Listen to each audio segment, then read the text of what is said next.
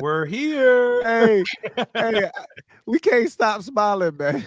I, I don't even know. I don't even know what to do with my mouth anymore, man. It's like stuck in a permanent smile. Like my cheeks starting to hurt.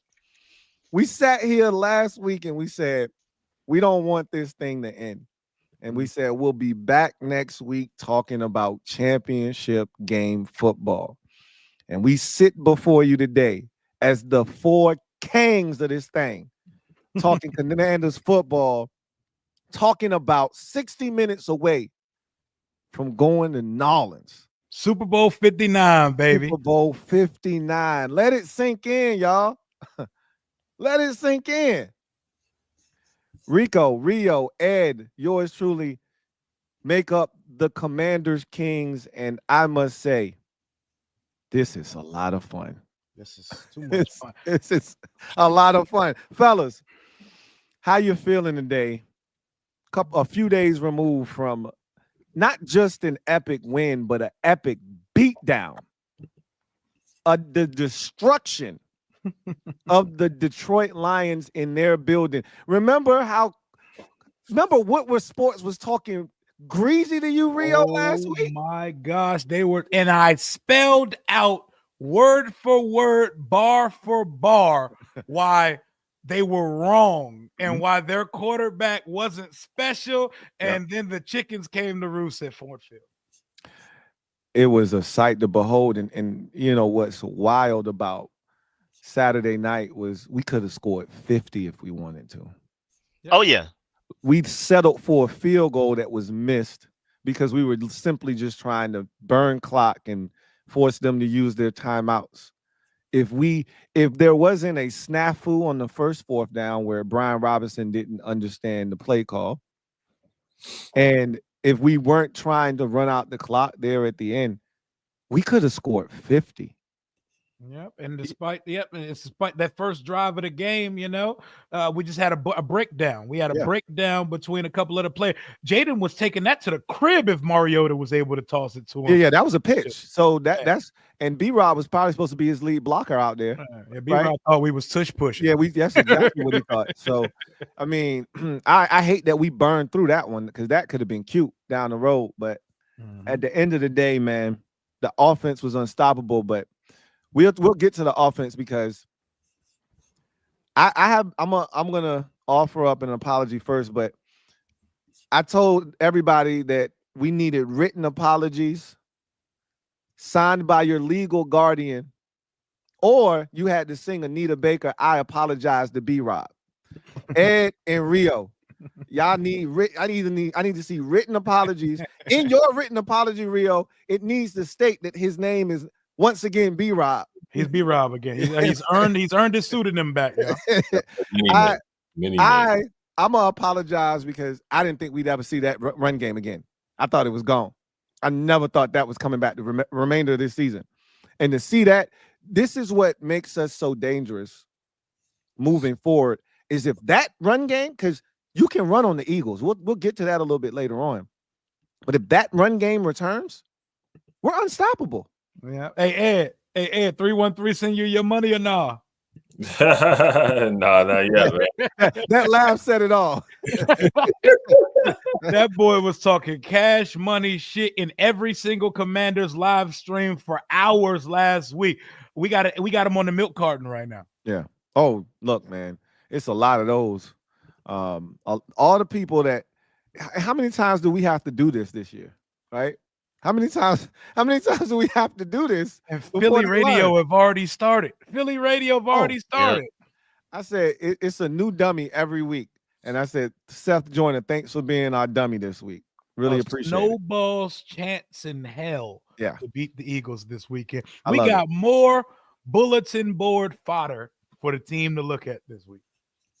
I don't know why people keep doing that to us, too. We're clearly showing that when we're more motivated, we play to a higher level. Like we are definitely playing to the level of our competition this year. When we play sorry teams, we play a little sorry. When we play better teams, we play better. Why motivate us? Yep. I don't understand it, but I love it though. Thank you. I love it. All right, definitely. So, thank you. Let's go ahead. Let's go ahead and talk about it, man. I need y'all reaction to the game. Rico, we gonna start with you.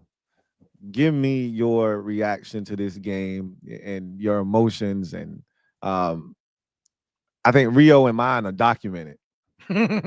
So I mean, somebody went in my comment, and I appreciate whoever did that. They time stamped all like the big moments of the game. Bless people that time stamp Yes, and yes. comments for stuff. Oh my God. Yeah, I was going through it, man. I was going off. Rico, come on, talk about it, man. We going to the NFC Championship game. Talk about it, Rico. Man, I would have never thought, man. And y'all know I'm Mr. Optimism. Like Yeah, hey, we yeah, doing this, we yeah. about to do that, man. We got this, Mhm. we going all the way.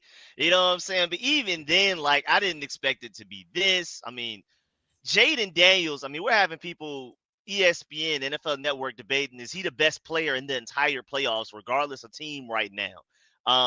And then coming into this game, you know, all of us came in pretty confident. I believe all of us predicted wins, maybe closer wins than what happened.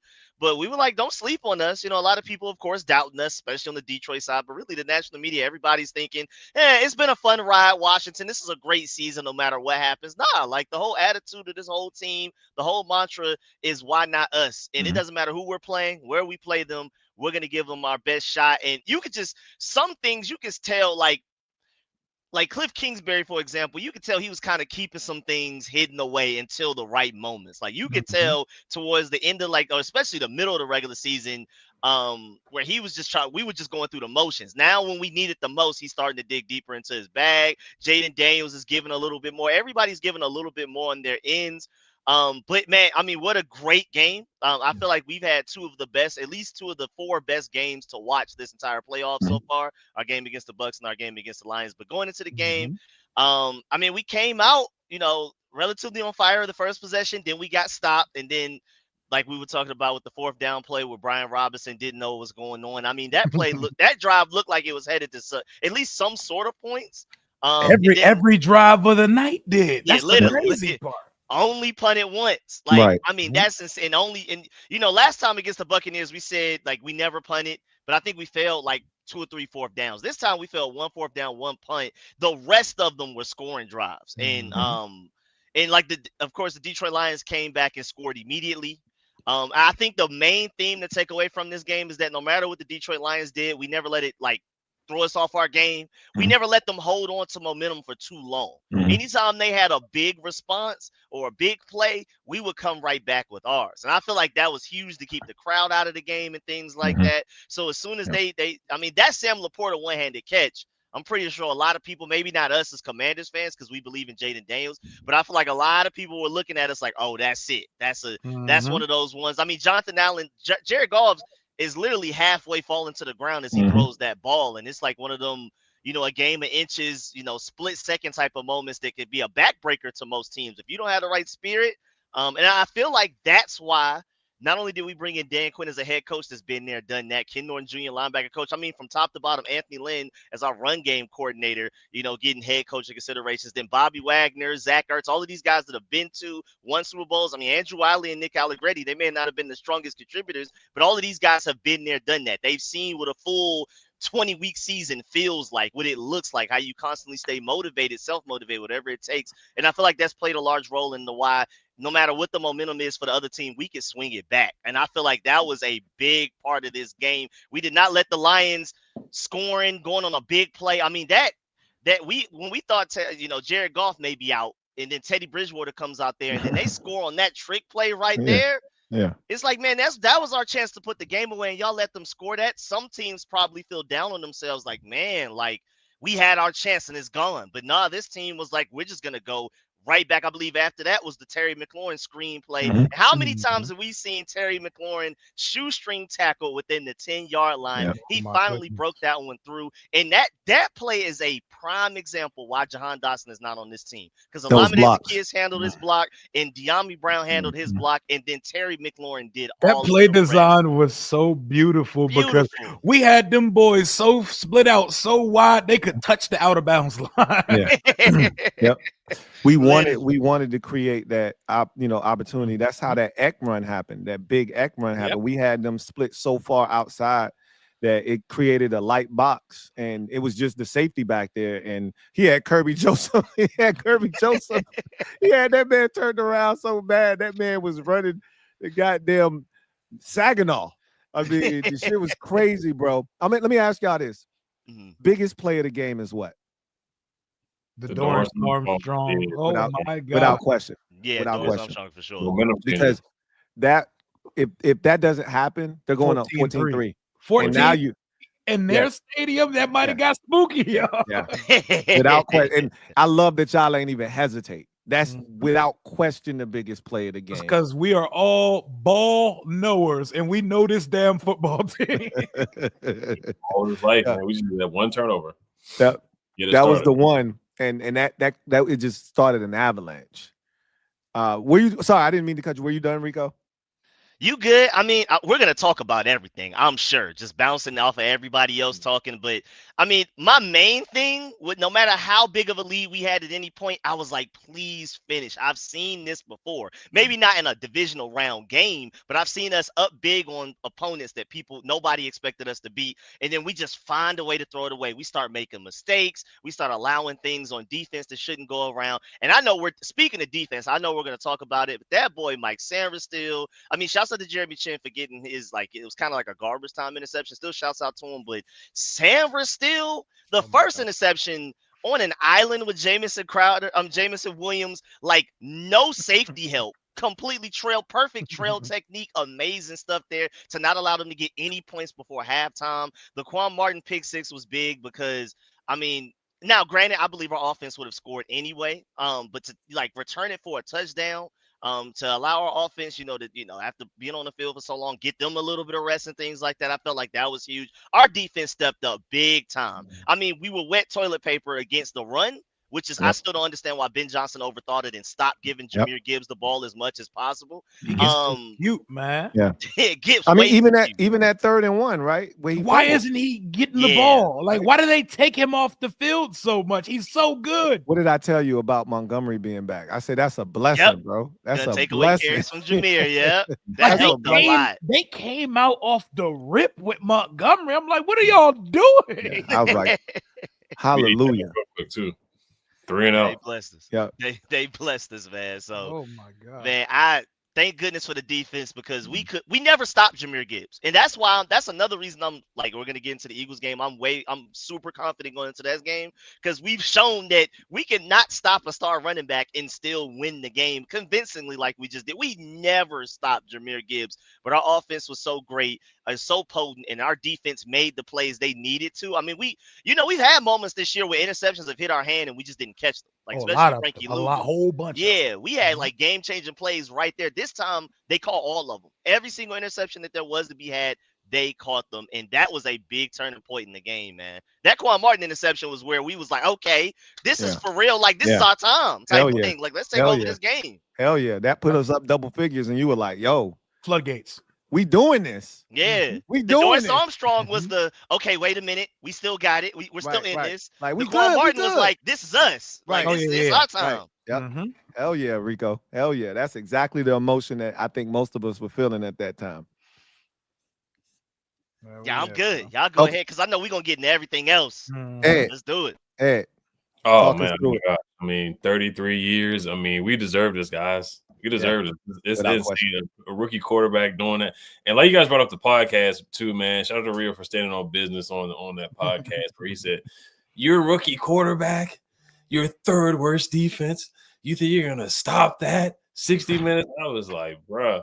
And then the Amon-Ra St. Brown, we just use everything as bulletin board material. Shout out to De'Ami Brown for putting that Instagram post up, man. I don't know if Dan Quinn or Terry was like, hey, man, you know what Amon-Ra said about you? Just to gas him up, get him hyped up before the game. And De'Ami's been an unsung hero documentary. De'Ami, if he comes out with another run, I'm definitely watching it for sure, man. For him to shout out the documentary De'Ami. He in the building, baby. De'Ami. He's the better Brown. Yes, sir. For him to get that and one on Kirby Joseph, where Kirby basically almost gouged his eye out and caught a 34, 35-yard pass down the field. That was a huge play by De'Ami. I've watched that play 1,000 times.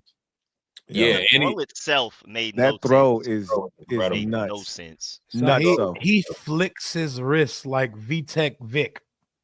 That shit was nuts, Literally. bro. He was not even. He was on his back foot, like he was falling backwards, and just flicked that joint. Like There was no technique. He just I got it. Like Backyard football. it looks like, you know, when quarterbacks are like warming up before a game and they got a little ball boy with them and they're just throwing it up in the air and shit. That's what that looked like. Yeah, that's why he got they that. for it to drop out the sky like that. Anticipation. He threw it to a spot. He didn't throw it to Diami. He threw it to a spot, and somehow Diami did with a blindfold. That's chemistry. Yeah, that flick of the wrist, man. And Diami had a drop to start the game off too, but he bounced back. That was huge. But yeah, we talked about Dorrance with the forced fumble. That was a huge play. We had Jared Goff seeing ghosts at one point. The pick six to Quan Martin was huge. I mean, when we got the pick six, I was like, we're gonna win. Because stuff like that just doesn't happen to us. We don't get a lot of pick sixes or defensive touchdowns. When we do get stuff like that, momentum's just going our way. I was like, yeah, we got this in the bag.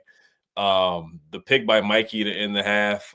Jameson Williams was real disrespectful with the celebration that he did. Oh my God, how he ain't get flagged for that? He was out of pocket for that, bro. Right, and his teammates do. Like Armand Robb picked him up real quick. Somebody else stopped him and picked him up. I wonder if he used protection. That's what I want to know.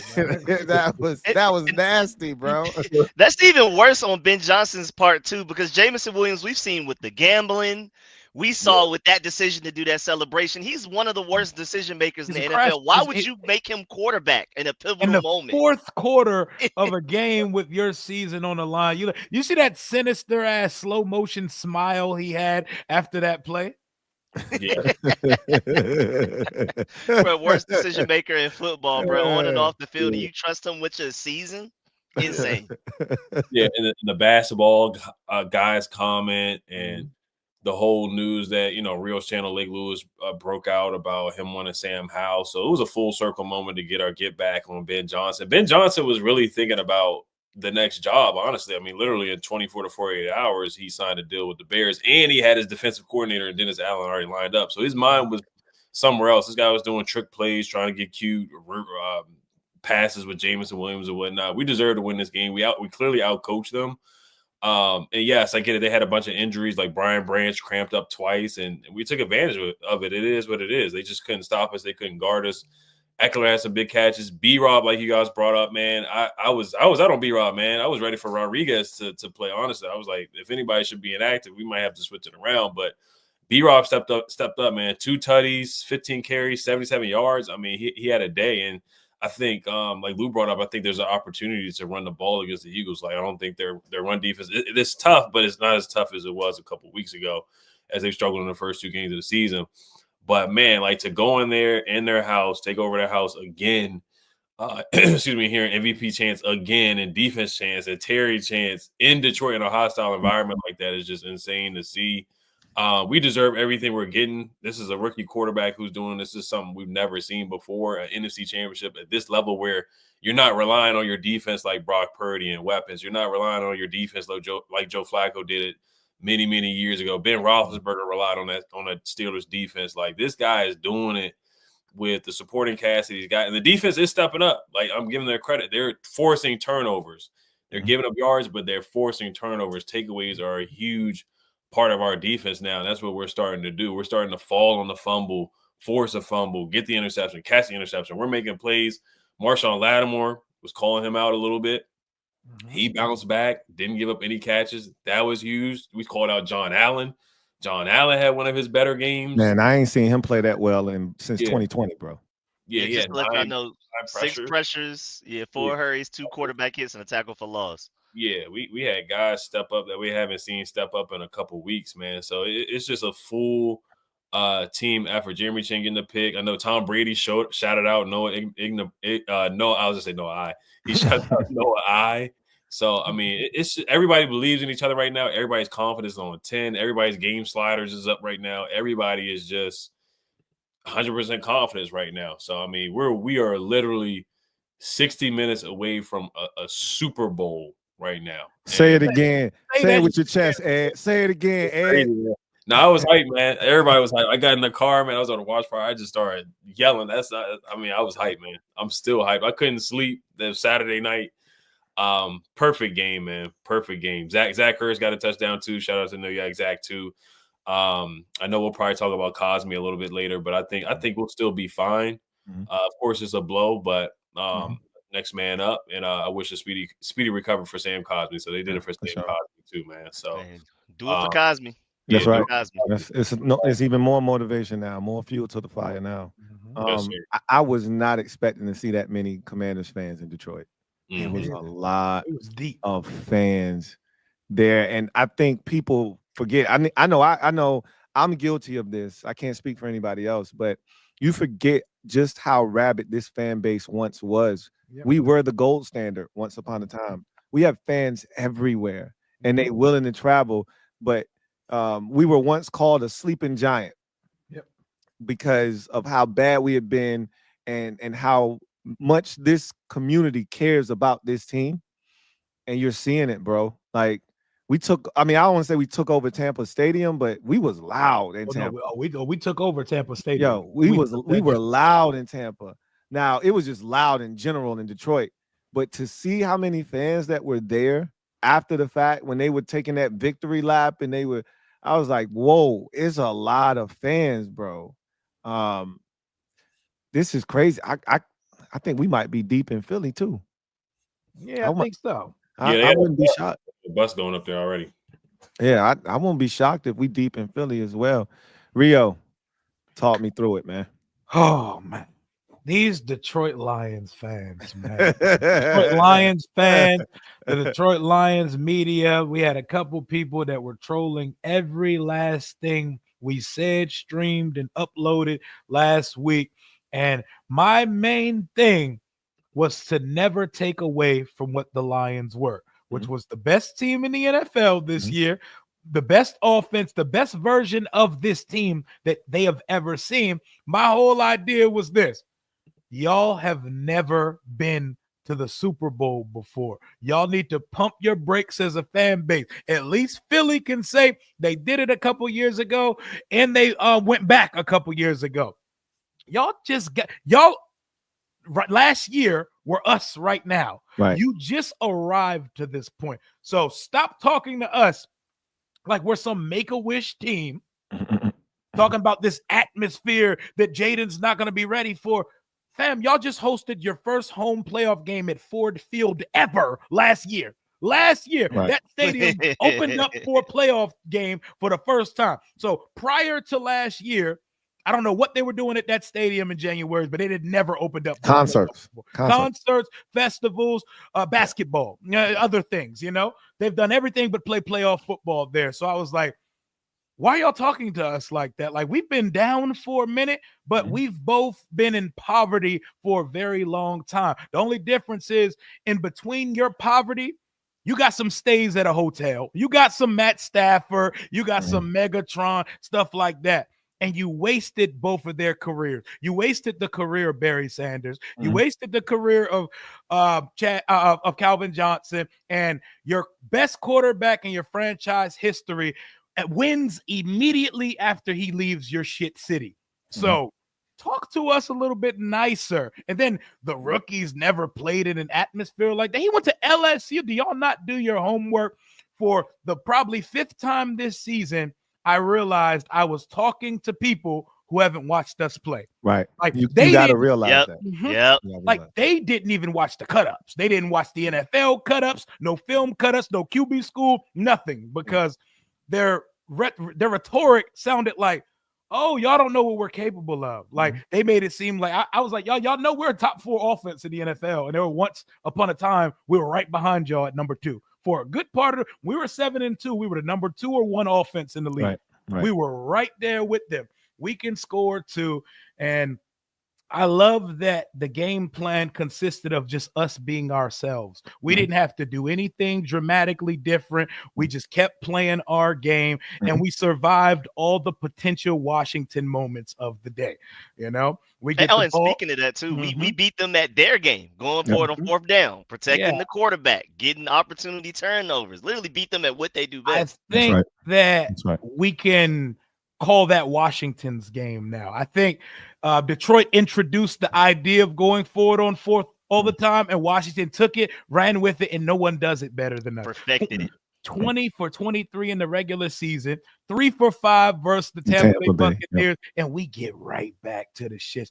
The first drive of the game, we don't get it on fourth because the play broke down. Did that stop us from doing it next time? Nope. We did it again, and we did it again, and we did it again. Yep. And we started messing with the psyche of the Detroit Lions. Like in a divisional round game to go to the NFC Championship on a 4th and short inside the 5-yard line, I watched an NFL team have 12 men on the field. And it wasn't a 12 men on the field like we normally see some fat boy running off the field. No, they were lined up and ready to go. Yeah. And the coaching staff, like, how you don't call timeout? Half his staff was yelling, "Get off the field! Get off the field!" Like at some point, you gotta call timeout, bro. Like that's wild. That that's to show you, Rio. Like to your point, like they were shell shocked. He was stuck. I was listening to the commentary. First of all, Tom Brady said, "Oh no, oh no." I don't love Tom Brady as an analyst, but I love hearing how much dumb shit aggravates. You can hear the competitor in a robot. He said, "Oh no." He said, "Oh no." Like, he said, "What are you guys doing? What are you doing?" He said, "Oh no, what are you guys doing? 4th and 2, you're gonna give him a first down?"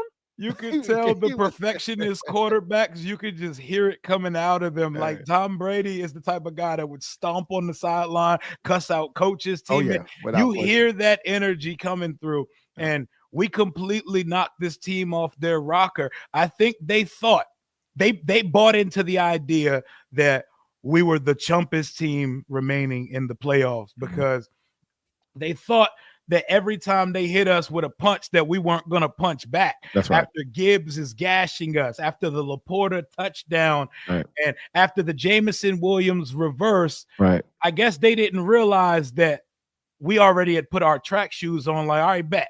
All right, bet. Because this is how this game went. We didn't score on the first drive of the first half, proceeded to score every time for the rest of the half. 31 freaking points at halftime.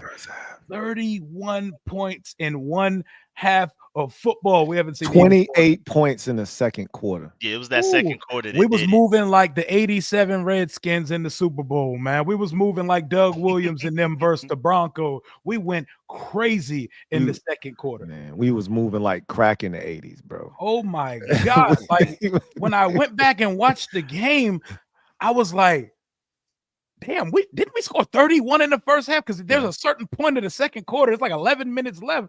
We don't really have points up yet. But then points start coming in a flurry.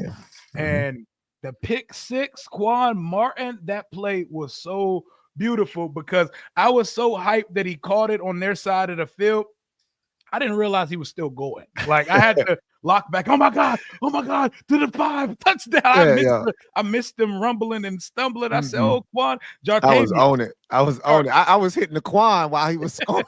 I was like, "Everybody, Quan. Hit the Quan. Hit the Quan. Hey, hit the Quan." Bro, I was like, wow, this is like Ed said, that pick was like, yo, this is really happening.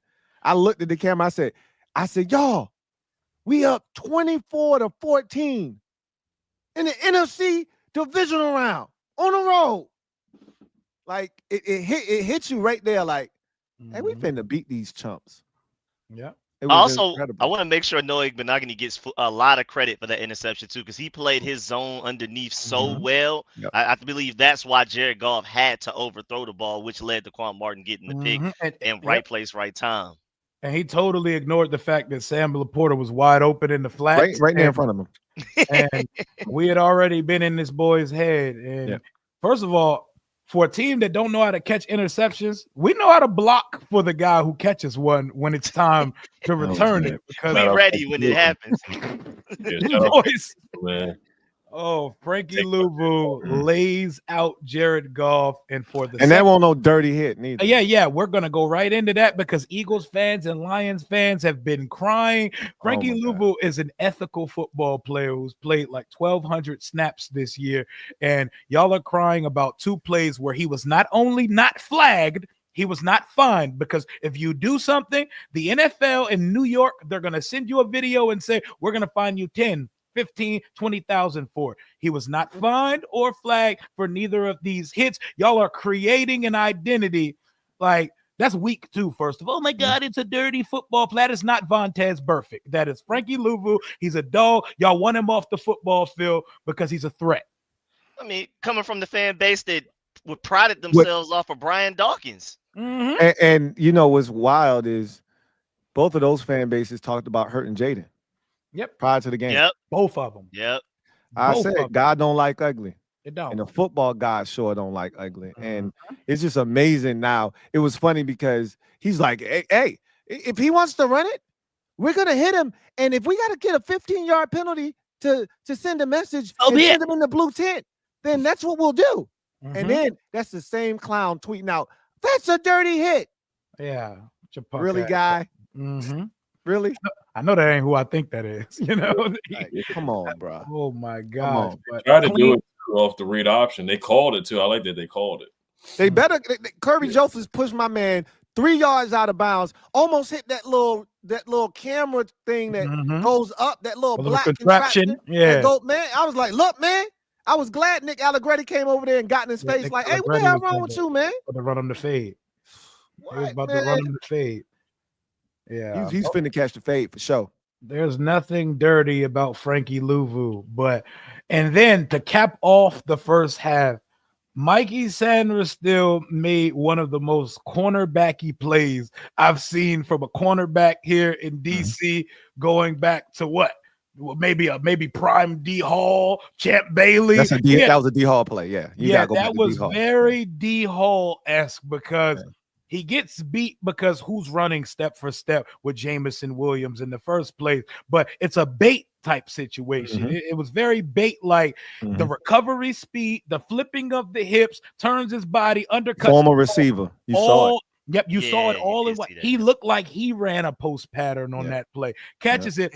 That boy was so confident. I don't know why he. I didn't know why. I was like, "Where you going, bro?" He was on one so much. He was like, "You know what? I saw Quan do it. I might as well." I'm about to try to give me one. I'm about to try to go get me one by the $1.06 and start hitting the. I said, "Wait a minute, bro. You're not scoring here. What are you doing?" Yeah. It never looked like he had a chance. After never had a shot. Where are you going? That's a knee, bro. He was so excited. Yeah, he was. They were just hype, man. That was so beautiful. They were so turned up, man. They hitting Detroit dances in the end zone. Louvu and Mikey Sanders. First of all, I love that we were making fun of Detroit. We're doing Detroit dances. Yeah. We got the Cartier. You see the buffs? The Cartier buff. With the buffs on. We so petty. Who brought the box of Cartier buffs to the game, bro? They had the bag. I forgot. I think it was Johnny Newton. Somebody had the bag in the back, bro. I said they petty for the Cartier buffs. I love they so team. petty. I love this Dusty team. McFly, man. That's called culture, right there. Man. I mean, Terry came to the presser with his Cartier buffs on. I ain't never seen Terry moving like that. I said, Terry said they got to deal with us. They got to deal with us. I said, man, I love it, man. I love it. Oh my gosh! And then the second half comes. It wasn't per usual because we usually go down and at least get 3 to start the second half. But the half started just like the first half. They stopped us. They get a touchdown up. It is 3 points. It's gonna get scary for Washington. It's not.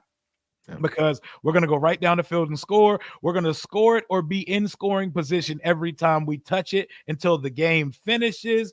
And we forced even more turnovers in the second half. Jayden Daniels never showed any emotion the entire game. Like, I was listening to Emmanuel Acho on Fox Sports 1 earlier, and he said Jayden has the best combination of humility and confidence I've ever seen. And you can't tell whether it's in the first quarter or the fourth quarter, the preseason or the playoffs with this guy, because he has the same expression all the time. And I've seen someone else say, I haven't watched a quarterback or a football player enjoy the game as much as they seen Jayden. He has a smile on all game. He has the same temperament all game. The offense was a well-oiled machine. Fourth down after fourth down. My favorite one, because I was watching some of these reaction videos of Lions fans reacting to the game. I saw the live stream after the game. Oh, you saw it? Yeah. I spent like an hour and a half just going to Lions fans channels and watching their watch parties and their reactions to the game. And you can see them like, oh my God, if we get a stop here, we're good, man. Oh my God, they're going for it on fourth down again. You can just they were demoralized. No way they're going for four. No way they're going for four. Campbell wouldn't even go for fourth here. No way they're doing. Wow, and they convert the fourth down to Terry McLaurin. That was so money, bro. McLaurin, like on a mesh type situation. Boom, we keep it going. Jeremy McNichols punches it in. Foot on their necks the entire game. We wouldn't put up 45 on these boys like they're the Panthers or the Cardinals, man. Bro, we had 45 with 7:45 left in the fourth and showed mercy. We showed restraint. We respected our opponent because we could have easily put 50 on their head. Could have put 50 on them, bro. Yeah, and that's wild. I mean, when you let that sink in, I said that. Yes, I said, let it sink in. We could have scored 50 if we wanted to. 50. We could have scored 50 on a road playoff team who is the #1 seed, the highest scoring team in the league, et cetera, et cetera. We could have put up 50 on them if we wanted to. 50. And even to go back to that fourth down with the one that Terry McLaurin on the mesh route, that was so beautiful because that was like one of Jayden Daniels is like one of only 2 bad throws on the third down before that. Yep. Yeah, he missed on the third down. Yeah, he threw it behind him. Yep. Yeah, and then Cliff Kingsbury was like, hey, I trust you. We're gonna run that right back instead of let's move Terry from the left side to the right side, and you just go make another play. We're gonna design the route for Terry to be open again, and it's gonna be Jayden to Terry again. We're gonna dare the Lions to stop it 2 plays in a row because they didn't stop it the first time. Jayden technically stopped it himself. I love the fact that Cliff like trusts his players, especially Jayden Daniels, to just you go back out there and fix the mistake you just made. That's right. So exciting. Watching how this team doesn't even think about kicking. Like Jayden just calmly huddles the team back up, and there's no thought. Are they gonna go for it? No. We're all, no one's moving. Everyone's on the field, and we're ready to go. And I'm not gonna lie, I think it's a pretty easy decision because first of all, we're so efficient. I mean, when Jayden Daniels has the ball in his hands, you know, what as a defense do you focus on stopping? And then also Zane Gonzalez is out here missing 44-yard kicks, doinking, you know, game winner like 37-yard kick the week before. You know, I if I'm Dan Quinn, I'm going for it too. Once we cross the 50-yard line, I'm going for it. Yep, and I could my favorite thing about watching the steam and the light leave the eyes of these Lions fans watching the game is like we're up 10. We don't have to do this. We can still go, but we said we understand the opponent we're playing, and we got 5 on our side. There's one special quarterback playing on Saturday night. I tried to tell these Lions fans that the special quarterback plays in white, in burgundy, in gold. It's not on your side of the field. And just to punctuate it for the Detroit Lions, they take the ball out of Jared Goff's hand in the fourth quarter of a playoff game and let Jamison Williams throw a pass. When you run a trick play, if you grew up playing football, there's like one rule to a trick play. When you're the non-quarterback person that gets to throw, you only throw that shit if they're open. And Jamison Williams decides to throw the ball directly to Mikey Sanders off his back foot, he was Matt Stafford. In the double coverage too. Like I just don't. I didn't understand when he threw it. I was like, damn, he must be open, right? He thought it was his moment. When he threw that joint, I said, damn, he must be open. Because he threw that shit with confidence. Yeah, literally. He threw He that with thought it was his confidence. moment, bro. He thought, hey, man, I'm him right now, man. This is my time to make my mark in these playoffs. And Mikey Samra still gets his 4th interception of the season. Quinyon Mitchell could never. But to close it out, man, we got to come out and close them out with an interception and take the knee. Victory formation. Lions fans was clearing out with 2-something and some change. 5 turnovers on the day. Jayden's pumping their crowd up, which is our crowd at this point. Right. And we're on to the NFC Championship. We're wearing Cartier buffs in the locker room. We're out here having a grand old time. Cliff Kingsbury's dancing and flexing on them. Everybody's on IG Live. And the Brotherhood and KD and Magic and everybody. You know, Gibbs hit the KD celebration when he scored. He did the Kevin Durant dance on his first touchdown. Yeah, he did. I said, oh, they being petty. Okay, all right. I see what you got going on. Too. You said what? Katie went to Twitter. He posted a dance after. Yeah. I said, okay. All right, I see what y'all on. We're 60 minutes from the Super Bowl, man. I'm ecstatic. Say it again, Rio. Say it with your chest, Rio. Say it again, Rio. We're 60 minutes away from punching our ticket to Super Bowl 59 versus a team we've beat before, baby. Turn up. And I hate how people are trying to flip the script too, because, you know, of course, leading up to the playoffs, everybody thought that the Detroit Lions were the better team between them and the Eagles, between everybody else. They're injured. Yeah. They're missing so many players. Y'all picked them to smoke us with this current roster. Even with those injuries. And then now they're trying to flip it too to make it seem like the Eagles are somehow better than the Lions all of a sudden just because we beat them. I love it, man. They keep moving the goalposts, but remember, guys, we got 5. We're not allowed to talk about the Eagles beating us with a backup quarterback, but the Eagles were allowed to celebrate when Purdy, Josh Johnson, and Christian McCaffrey had to play emergency quarterback for the 49ers just 3 years ago for them to punch their ticket in the Super Bowl. It's crazy. Yep. It's crazy when the shoe is on the other foot. Right. Yep. When the rabbit got the rabbit. Yeah, I was just about to say, now the rabbit got the gun. It ain't fun when the rabbit got the gun, is it? So I'm gonna just pick out critical moments. Y'all have hit, all of the, emotions of the game, and like I said, mine is documented, man. I was going nuts. When Terry caught that pass, I'm like, Terry, it's a foot race. He can't catch you. It's a foot race. You better win. And when he stiff armed him, and I said, pick your legs up. He picked them legs up. Started stumbling. I said, you better get in. You better get in. It was crazy, man. That Dorrance Armstrong forced fumble was huge. That was the one. That was the only time of the game where I was like truly nervous, because I even if they would have scored, I wouldn't have thought that the game was over, because I know we can score. But down 14-3 in that building with that momentum, like, it would have been a lot. It would have been a lot. And, that could have been the moment where we finally got swallowed up by the environment, right? But we didn't allow it to happen, because this team is a team of destiny. And, I mean, when's the last time we had a sack forced fumble that we recovered this season? Like, for that moment, for that to happen, just incredible. And, to respond, get the touchdown, take the lead. They go down and they get the touchdown to Laporta, if I'm not mistaken, the one-hander, and go back up 14-10. And we respond immediately with Terry, and the catch and the run. And Eck was so huge in this game. Eck had a big catch and run. Eck had a big run. The running backs as a whole were excellent. I mean, hell, even John Damn Bates had a 20-yard big third down catch to that was beautiful. Leave the damn clock. You know what I mean? Cliff good, man. That boy Cliff good. That boy good. That boy good. That boy good.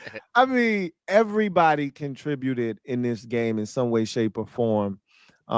It was just so much fun to watch 5 be surgical. Sam goes down, and that's early, right? That's the first touchdown of the game for us. Sam goes down, and in comes Trent, and you know, what's crazy about Trent Scott is he hasn't played guard since the preseason, right? Yep, tackle. And not only is he playing guard, but he's playing the most important position on the offensive line when you're doing silent counts, right? Because that's the guy that got to look back, put his arm out, and tell the center to snap the ball, right? So he got to look back at the quarterback, see when he's ready for it, then tell the center, hey, we good. And then he got to block. Like, that's a lot to put on a dude who ain't been practicing that. And for him to come in, and we didn't hear nothing out of the Lions defensive line. Nothing. The holes that those guys, like, B-Rob ain't seen holes like that since the Titans game. Yep. You know what I'm saying? Like, for us to be able to run the ball, like, when the last time we've been able to run the ball confidently at the 1 yard line, 2 yard line? The Titans game. The Titans game, you got to go Literally all Titans game. pre-buy, bro. Like, everything is pre-buy with the Titans. And so to see all of that kind of come to fruition, to see this defense step up in the manner, that was the most dominant defensive line performance from a pass rushing standpoint I've seen, not just this year. I've seen in year. You probably got to go back to 2022 with Deron Payne going after the contract when he had some dominant games. Jonathan Allen might have had a good game too, and you still had Sweat, you know, playing well. Like, you got to go back a few years to remember, like, Jonathan Allen was almost unblockable in this game. Dorrance Armstrong had 2 sacks, a forced fumble in this game. Dante Fowler Jr., what about that hit on Montgomery on one of the early possessions where he just ran in the backfield and lit him up for like a 5-yard tackle for loss? I mean, I thought the D-line was just incredible in this game, getting after the quarterback. And the big thing with Jared Goff, you just got to move him off his spot. It ain't even necessarily about sacking him or hitting him. It's just make him move his feet. He's not comfortable when he's got to move after he gets to the top of his drop. And we constantly made him move in this game. But I thought the biggest play of the first half, the biggest play of the game was the Dorrance Armstrong forced fumble. But I thought that drive, because I was disappointed. I'm going to keep it a bean. I was disappointed when we came out of the half. I wanted to put him away. It felt like it felt like Cincinnati, right? Cincinnati, remember, we were up 21-13. We got the ball after half. We scored another touchdown. We went up. That was the Trent Scott touchdown when he did the, you know what I'm saying? Q-dog, right? And we up 28-13. And then the defense had a chance to get a stop. It was 3rd and 11. And they hit T. Higgins for like 16 yards. And they went down and scored. And I was like, damn, that was our shot. Because we knew they couldn't stop us in that game. And up 10 at halftime, knowing you get the ball, I'm like, we got a chance to end it right now. We go up 17, they dead. Yep. And we came out, and it was our worst possession of the game. We went backwards. We didn't get a first down. We had 2 penalties on the drive. And I was like, shouts out to Tressway, though, for, like, you know, the one time he's punted this entire playoffs, he's ready. That joint was down at the 8. That was beautiful. And then they proceeded to go right down the field and score on us. Cut it to 3, right? And at that moment, that was Detroit's moment.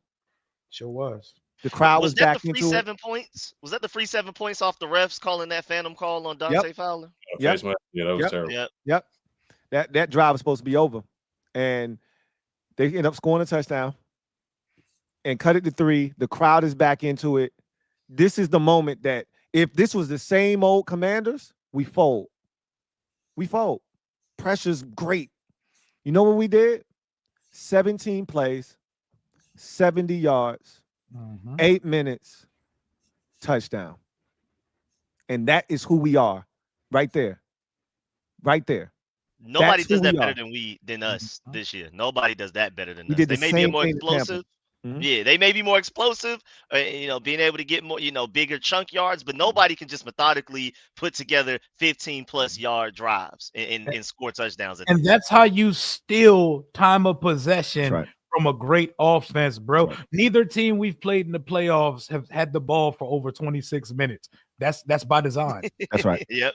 We beat them 34-26 in time of possession because that drive right there was huge.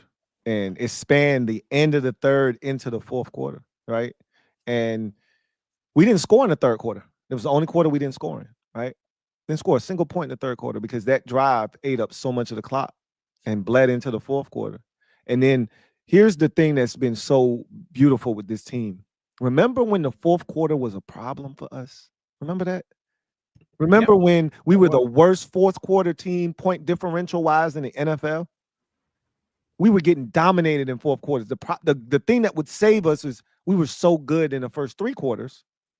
Right? Our first quarter point differential was crazy that we'd hold on for dear life in the fourth quarter. Well, now it's flipped. Now we dominating teams in the fourth quarter. We beat the Bucks. Why? Because we outscored them 10-3 in the final frame. We were down 17-13 going into the fourth quarter against Tampa. Outscored them 10-3 in the final frame.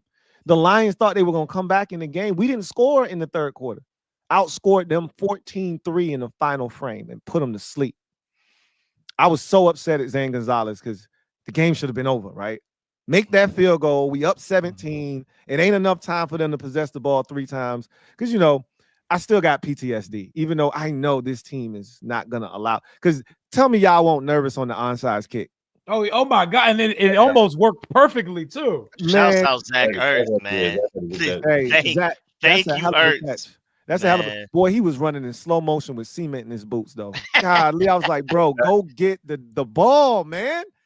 Jesus. He was like, he was trying to catch like a cat or some shit, just running around and like, bro, just grab it. But when he grabbed it, secured it, I was like, all right, bet. Whew. A disaster averted, right? So I didn't want to have to go through that again, which is why I was like, Zane, I need you to make this field goal. Just put it away. And he missed. Oh my God. But it was only fitting. And you know what? I got to give Zane some love because that first field goal he hit was big. Yeah, it was huge. What was it, that 47? Was huge. 47, 48, something deep 48, like that, right? Something in that range. That was huge because they were up 7-0. They had all the momentum. We needed to stem the tide. Yep. So that was a big kick.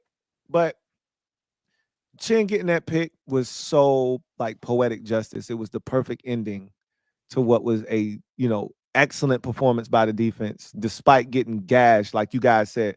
I still don't understand why Jahmyr Gibbs didn't touch it 30 times in this game. Because if he would have touched it 27 times, he'd have had damn near 300 yards of total offense. Or more.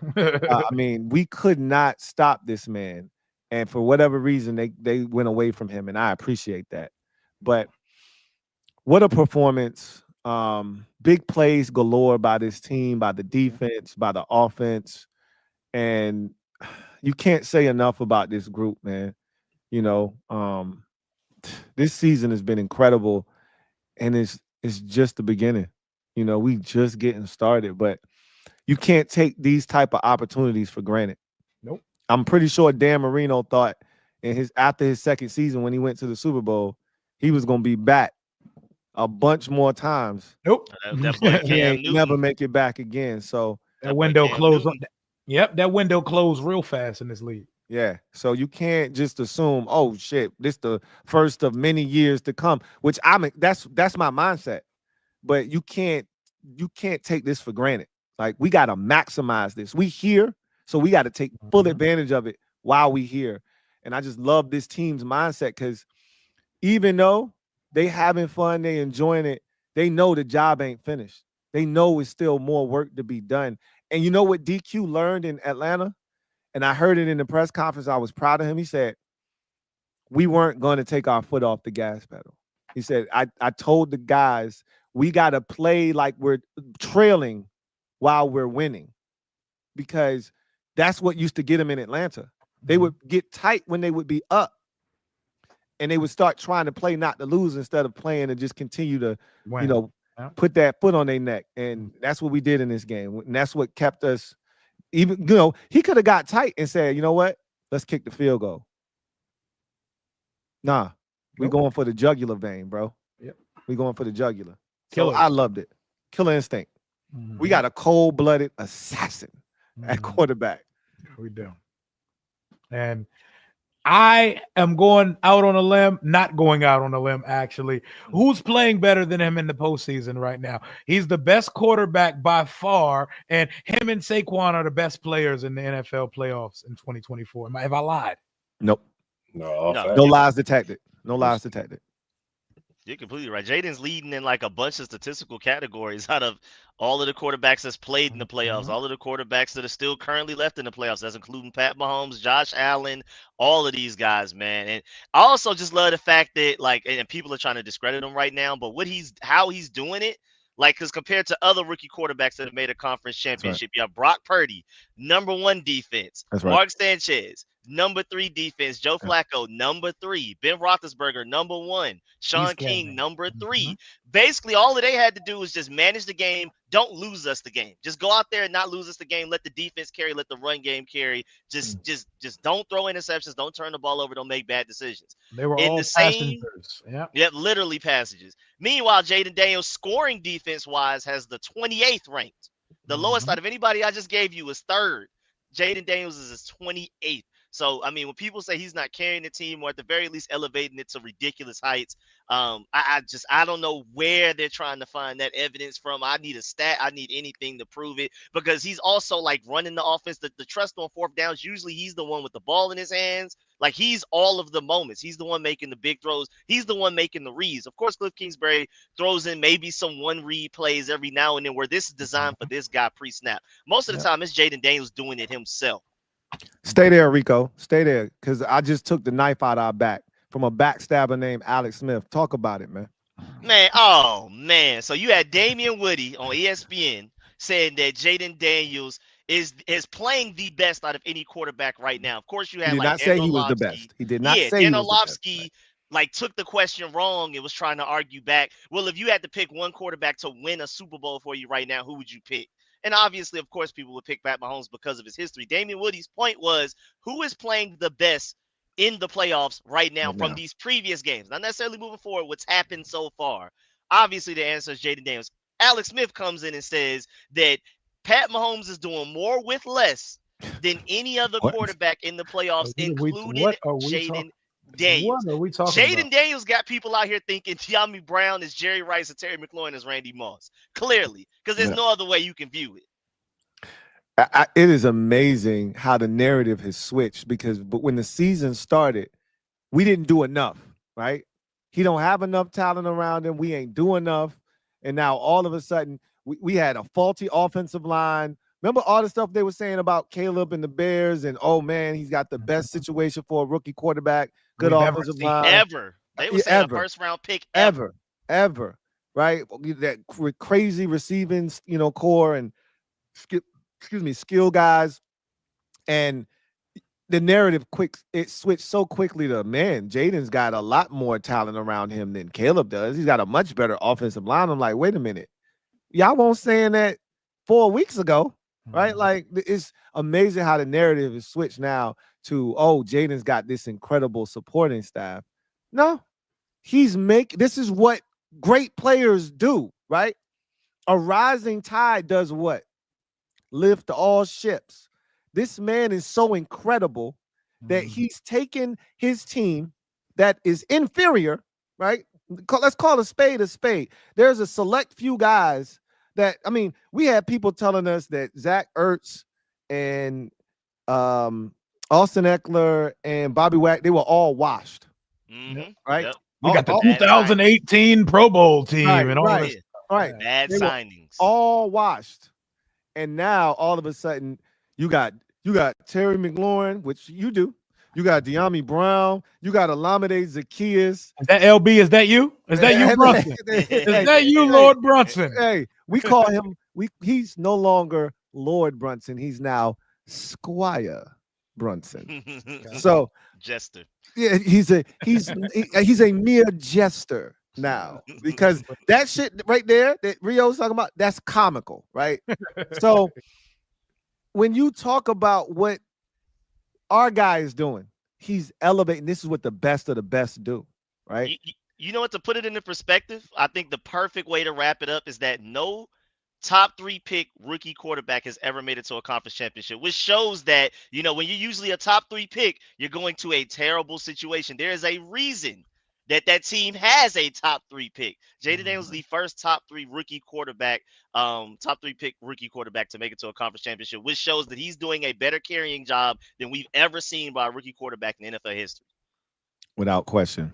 And it's and it ain't done yet.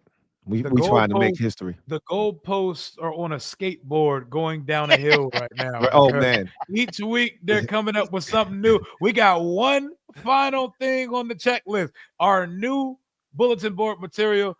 Jayden ain't won in cold weather. Y'all went to Tampa. Y'all went in a dome. It's gonna be cold in Philly this weekend. Let's see if he can win when it's cold outside. Like really? Like really? That's what we're doing? He actually did against Philly though. That's like, one of his best games in cold weather. It was cold as hell. I'm about to say it wasn't cold in Washington when we played them. We weren't cold that night we played Atlanta. That doesn't fit the narrative. What y'all talking about, man? It was cold as hell them 2 games. Like, what are we talking about? These people don't do research. They just talk, man. Wild stuff, man. So now we done with Detroit. We tossed them in the garbage bin. Right, it was cold as shit versus Atlanta. Exactly. Man, it was cold as hell, bro. I'm like, I was there. Talking about? Cold as shit outside, bro. So, like, what are we even like? I'm not even entertaining that. And my man went out there with no sleeves on too, so not even entertaining that. But remember, he's one of the very few quarterbacks doesn't have a playbook on his sleeve too. Yeah, he ain't got no bulky ass bangle on his wrist like some of your quarterbacks, man. Can't relate. Can't relate. Can't relate. Our quarterback actually knows the playbook. Hey, my quarterback is calling the plays at the line of scrimmage. We going tempo, right? So tell LB that though. Don't tell LB that because they don't put any of that on JD over here. I was like, he been doing that since preseason. Yeah, come on, bro. Like, there's levels to this shit. I tell him all the time, there's levels to this shit, man. But so we on to the Eagles, and third time against these chumps. And just hold on for a second. We playing the Philadelphia Eagles for the right to go to the Super Bowl, y'all. Let me say that one more time for the people in the back where that might be slightly hard of hearing.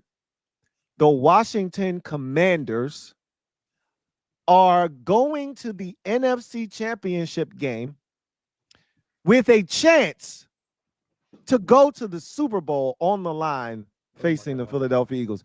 Do you know how much enjoyment I've got out of watching Giants and Cowboys fans crash out over the last 48 hours, bro? They all making video testimonies. Bro, testimonials, bro. Jerry Jones will never win because of Jerry Jones.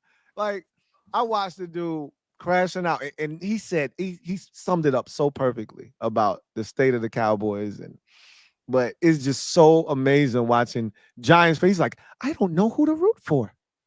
Like, he said, I mean, the Eagles, I mean, like, they're a good team, and they've been here before. Like, it's the Commanders.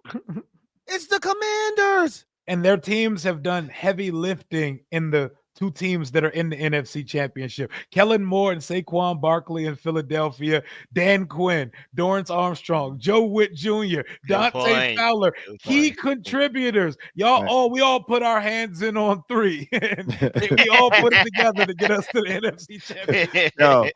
NFC Beast is back, baby. He's back. He's back in the building. Remember, the Cowboys are now officially the last team to reach an NFC championship. It hasn't been since 1995. Everybody else in the NFC has been to a conference championship since the last time they did it. $60 million. Before Dak Prescott. You got that before Dak. Talk about it, Ed. Same amount of wins in the playoff as Dak Prescott already. Y'all know Dak Prescott's cap hit for next season. It's like $102 million. Bro. The Cowboys fans been crashing out, bro. Oh my God. We had the coach here the entire time. They've been going nuts, bro. They've been going off. And they starting to finally acknowledge. Damn, y'all got y'all one. Like hey, give Micah Parsons credit though. He's been on it the whole way. Even since back to the draft, he was stressed. Yeah, him and Max Crosby standing on business. They like what we doing over here. They like what we doing over here. He said, I'm a lone wolf, bro. Everybody picked the lines, and Max Crosby said, hey, I'm putting on the lone wolf costume. And he picked us, and Michael Parsons picked us to win too. And I was like, yo, I love it, man. And so they know but him and Trayvon Diggs been giving Jayden his love, like been giving him his respect the whole year. Darius Slay too. He loves him. Yeah. Micah want to play here for real. Yeah, they ain't letting him out of Dallas. That man, he's locked up. They won't let him out. Jail. Convict. So, all right, Eagles. What to you guys are the biggest X factors in this contest on Sunday in order for this team to win? Outside of, because the easiest low-hanging fruit is stop Saquon Barkley. Duh, right? Yeah, of course. That's the easiest thing. If you stop him, it feels like if you cut the head of the snake, the body will die, so to speak. So outside of that, what are some big X factors for you guys? We'll start with you, Ed. Biggest X factor you see in this game outside of stopping Saquon Barkley? I think it's going to be establishing a run game. 4 downs are going to be huge. But in the playoffs, they've struggled against the run, man. They haven't been that same juggernaut stopping the run. Kyron Williams had a great day. If he doesn't fumble, man, they have a really good chance of winning the game. They shot themselves in the foot a couple of times. Right. Josh Jacobs had a day. He had 98 yards after contact in the game. I looked at some stats on that. They had a bunch of missed tackles in the game against the Packers as well. So they've struggled to tackle. I know we talk about Jalen Carter all the time and Jordan Davis and those guys, but they've struggled to stop the run. And I know B-Rob's been up and down, but I think there's going to be some opportunities to have a strong, solid run game where it's not like the Buccaneers game where he runs for 10 carries for 16 yards. Right. I think there's going to be some good opportunities there. So establishing a run game, getting that balance. I know Trent Scott's going to have to step in and step up for sure with Sam Cosmi not being in there. But I think we're going to have opportunities there. I think De'Ami Brown is going to have some good opportunities down the field, of course, too. And then defensively, man, of course, I know Saquon is the easy thing, but just making them one-dimensional, man. Can Marshawn Lattimore – I know the reffing crew is going to be Sean Hockley or Ed Hockley, whichever Hockley it is, the son. Yeah, Sean. How do they call the game with Marshawn Lattimore? Are they going to be ticky-tacky with the last crew that we got where, get hands? Are they going to I smell a streak. Right. Did that say 6-0 for the Eagles? Yeah, Marshawn Lattimore undefeated. Hockley? Oh, Ed Hockley, yep. 6-0 for the Eagles. 6-0 for the Eagles when Sean Hockley calls the game, right? I smell a streak. Streak breakers. Mount up. You know what it is. To Ed's point, we're undefeated with Marshawn Lattimore. What are we 4-0 with him now? No matter how poorly he plays, well he plays, whatever. He on that field, we win. We're undefeated with Marshawn. Yeah, undefeated with Marshawn. But once again, 4 downs are going to be huge. They were not able to contain Jayden's legs when he was healthy. The first game, he wasn't healthy. The second game, he was very healthy. So when he juked Jalen Carter out of shoes, that was the game where we had a 4th and 11. He converted on that. There were some big plays. OZ stepped up big. So once again, another receiver other than Terry is going to have to step up. It could be De'Ami. Crowder had a big game that game too. And then I've seen some people talking about the return game with Luke McCaffrey. We want to throw Luke McCaffrey and get him somewhere, somehow to be a factor if he can have some positive returns and flip the field a little bit. So I want to give him a little bit of credit. But I think the run game is going to be huge. I really think there's going to be more opportunities than what we think in the running game with gashing them and taking the pressure off Jayden. Finally we were able to take the pressure off of Jayden against Detroit where he didn't have to run for 80 yards, 100 yards. He had a good day on the ground where he had 16 carries for 50 yards. But I think, McNichols can get some work. Austin Eckler, B-Rob, I think there's going to be and Eck didn't play the last time we played them. And they struggled stopping Eck the first time they saw Eck. So that's another thing to bring up too. They didn't see him. They didn't see us with Eck the last time, and they struggled with Eck that first game. He was all the offense we had that first game. He was the only thing moving us up and down the field, throwing passes to Austin Eckler. Yep. So that's another thing to take into consideration. Continue, Ed. Sorry about that. Yeah. So just the matchups are going to be huge with Marshawn on AJ. I would put Mikey on Devontae, and then Jahan is Jahan, so I wouldn't worry too much about that. But once again, just that run game, and then Hurts. I don't know. We don't know how healthy he is. The first injury report will come out tomorrow. So we'll see. I believe he'll probably be limited. They're not going to let the DNP go out there because I don't think they want all the controversy and whatnot. They're going to have him go out there. But I do want to see some clips of how he moves around. They took 7 sacks. Jared Verse was getting pressure on them. The Rams are getting pressure on He took 7 sacks. Eating on them, man. They were eating on their offensive line. They took 7 sacks. So they Safety? Bro, what? did y'all see this man's press conference after the game? He's off the. I mean, that man had to be on the perk or something, bro. Perk 30. I got perk 30. That man was talking about the snow and Dr. Seuss rhymes and all his bro. Man, I remember when I put the game on. Yeah, you said it to snow. I feel like I was a kid again, man. That boy had Tweety Bird around his head, man. Yo, I was done. Like, yo, they got this brother drugged up, bro. That so boy talks like a time traveler. Oh, From man. He don't even remember that game. He That game like, never happened. He like, oh, we won? hey. He was so excited. He talks in Instagram captions and Dr. Seuss rhymes all the time. So then another big X factor is going to be Frankie.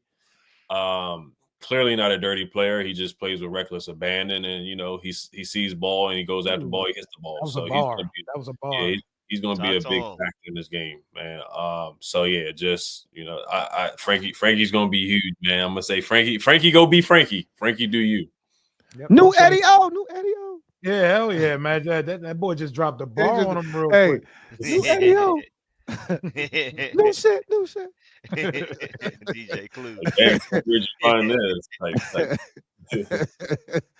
All right, Rico, X factors. Man, I mean, off rip, it got to be a Brian Robinson revenge game, right? Because the last time he played against the Eagles with the 2 fumbles and like within 6 carries, that was literally when our opinion of him started to change, and that's when we started to call him Brian instead of B-Rob. Especially since leading up to the game, he was talking the most trash out of anybody on the team.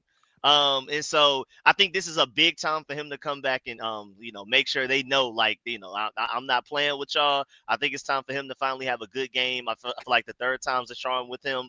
And that's going to be huge for our offense to get going. If Brian Robinson can continue to run like he did against the Lions, especially getting yards after contact like he did against the Lions, that's going to be big time to where, I mean, you can't focus on stopping Jayden.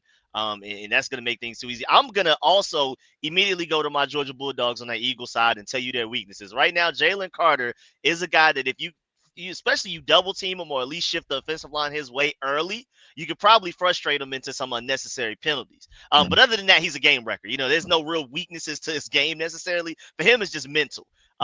We got to focus on Trent Scott. Didn't allow a single pressure coming in for Samuel Cosme. We're going to need you to keep that up. He was terrible at tackle all offseason. Maybe guard is the answer for him. So we'll see how that matches up. Jordan Davis. Love him, but he barely plays because he has 0 stamina. Again, this is coming from a Georgia Bulldog fan that was rooting for him for forever. And then both of those guys, Jalen Carter's a Florida guy. Jordan Davis, I believe, is one of those Carolinas. People talk about us not being ready for cold weather. I don't think they're too excited to play in it either. And then also them losing to Kobe Dean is going to be big time because remember the last time we played them, he was getting some open field tackles on Jayden Daniels. And that's what made us question, is Jayden still hurt? Because I know Nakobe Dean is a great athlete. He's fast. He's quick.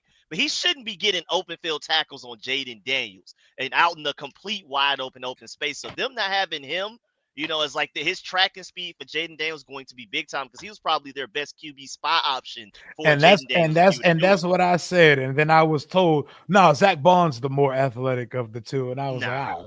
All right. So the person attacking my Georgia Bulldog guys over there, there are ways to scheme against them and beat them. Jalen Carter, the least, what I'm saying. You just gotta hope he's frustrated and just throws the game away just mentally. Nasty. But Keely Ringo, you just don't want to see him on the field. He's not very good at all, especially at the NFL level. So if they ever get to a point he has to see the field, you target him. No matter which receiver, I don't care if it's Luke McCaffrey, you throw the ball his way. Don't forget Quinyon got hurt. I don't know the severity of it, but he did not return to the game. Don't forget about that. That's Quinyon big. Mitchell did not come back to that game. That's going to be ugly. Not Quintanamo. Yep.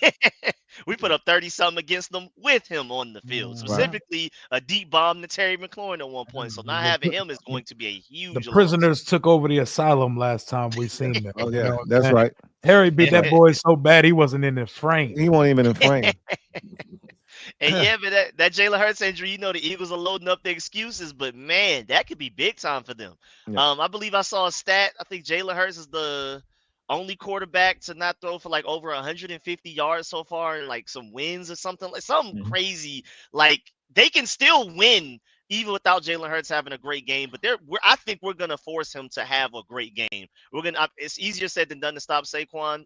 But you gotta force Jalen Hurts to beat you. He's already woozy in the head. His leg is hurt. He's already not that great of a passer anyway. I think we can definitely slow down that offense. Focus on Saquon. I mean, similar to how we did the second half against them. I feel like that was like our blueprint. Now, granted, Jalen Hurts wasn't out there, even though I don't think Jalen Hurts would have been much better than what Kenny Pickett was playing, the best football I've ever seen him play.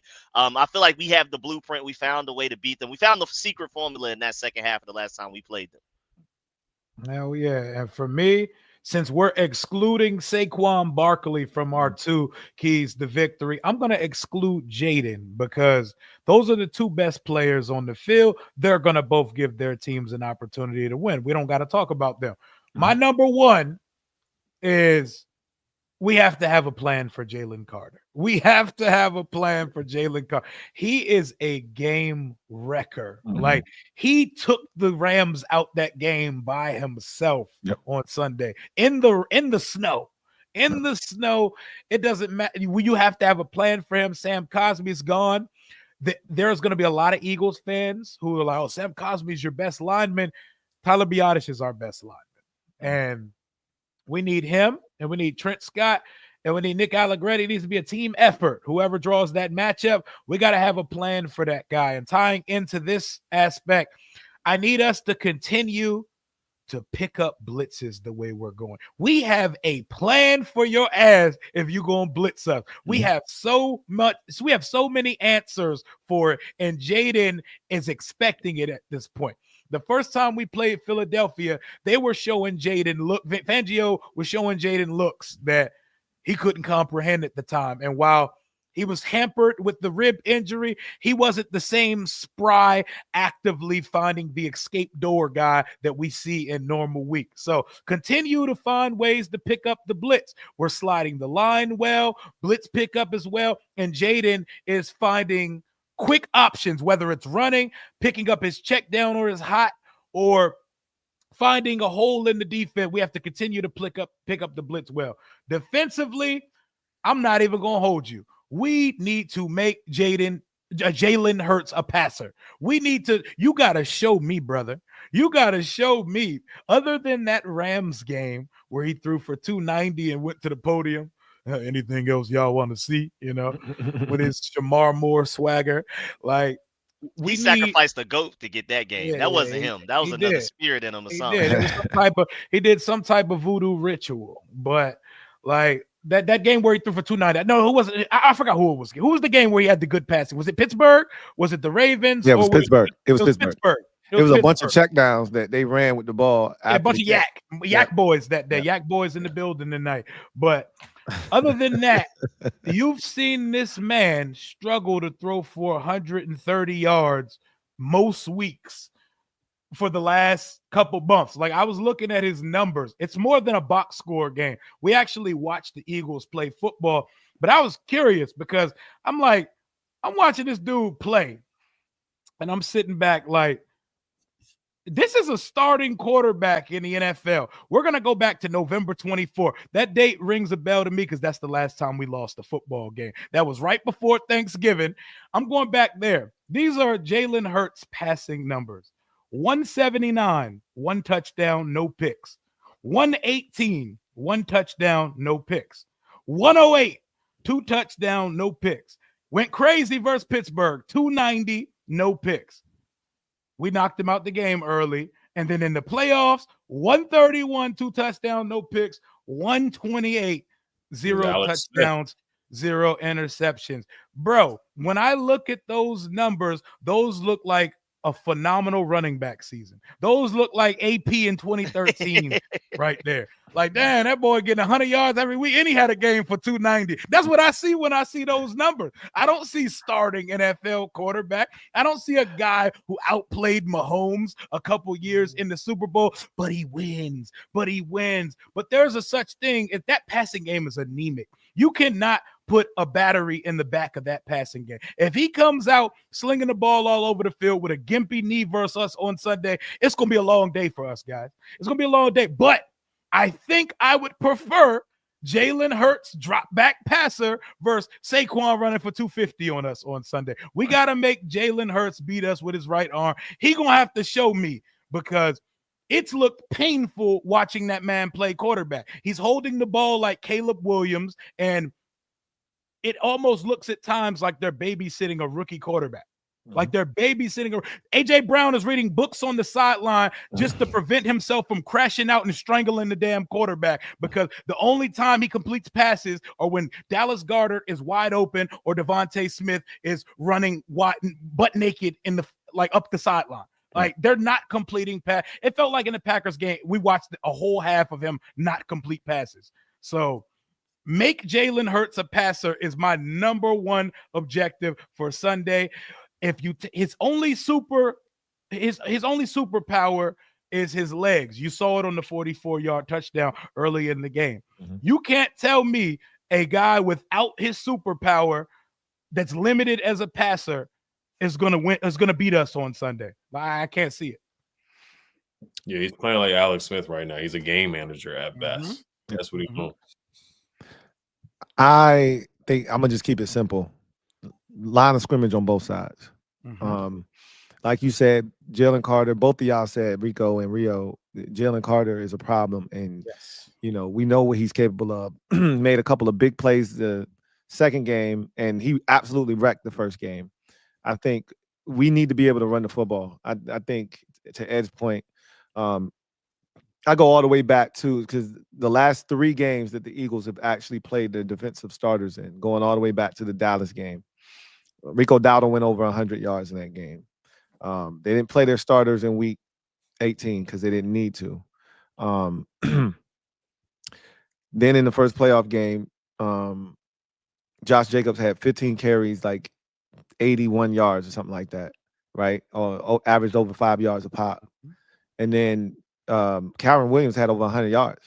I mean, again, that fumble was massive, but he was gashing them. And I think you can run the ball on them. And if we can establish some sort of balance there and not put it like, literally, that last game was all on 5. I don't want to do that again, right? I don't want him to have to pull out the Superman cape, even though I know he's fully capable. I don't want to have to do that again. I want to be balanced. I want to be in third and manageable. I want to be in, fourth and manageable, so we can go for it if need be. I can tell you this, though. I don't want to see the naked run again, right? We need to have some sort of counter to that. Yep. We've done that now 3 times. It's worked, but it didn't work against the Eagles the first time, right? Oh, my God. We remember that one. Yeah, that was the one. That's where shit went really sideways. Went sideways in that game, right? Don't want to see it against them again, right? We ran it against Tampa Bay. He almost got stopped for a loss, had to pull out the Superman cape, stiff arm, Kalijah can't see and get the first down. We did it again, and if Terrion Arnold wasn't a goofball and got stuck inside for no reason, he probably would have been able to stop him. I don't want to see that play again on 4th down and short. I hope they got something else for me this week if we get into that same situation, because I know it's coming. If I know it's coming, I called it on Saturday night. I called it. I said, you see the formation when he get on the center on 4th down, it's that naked boot, because we don't get on the center that often.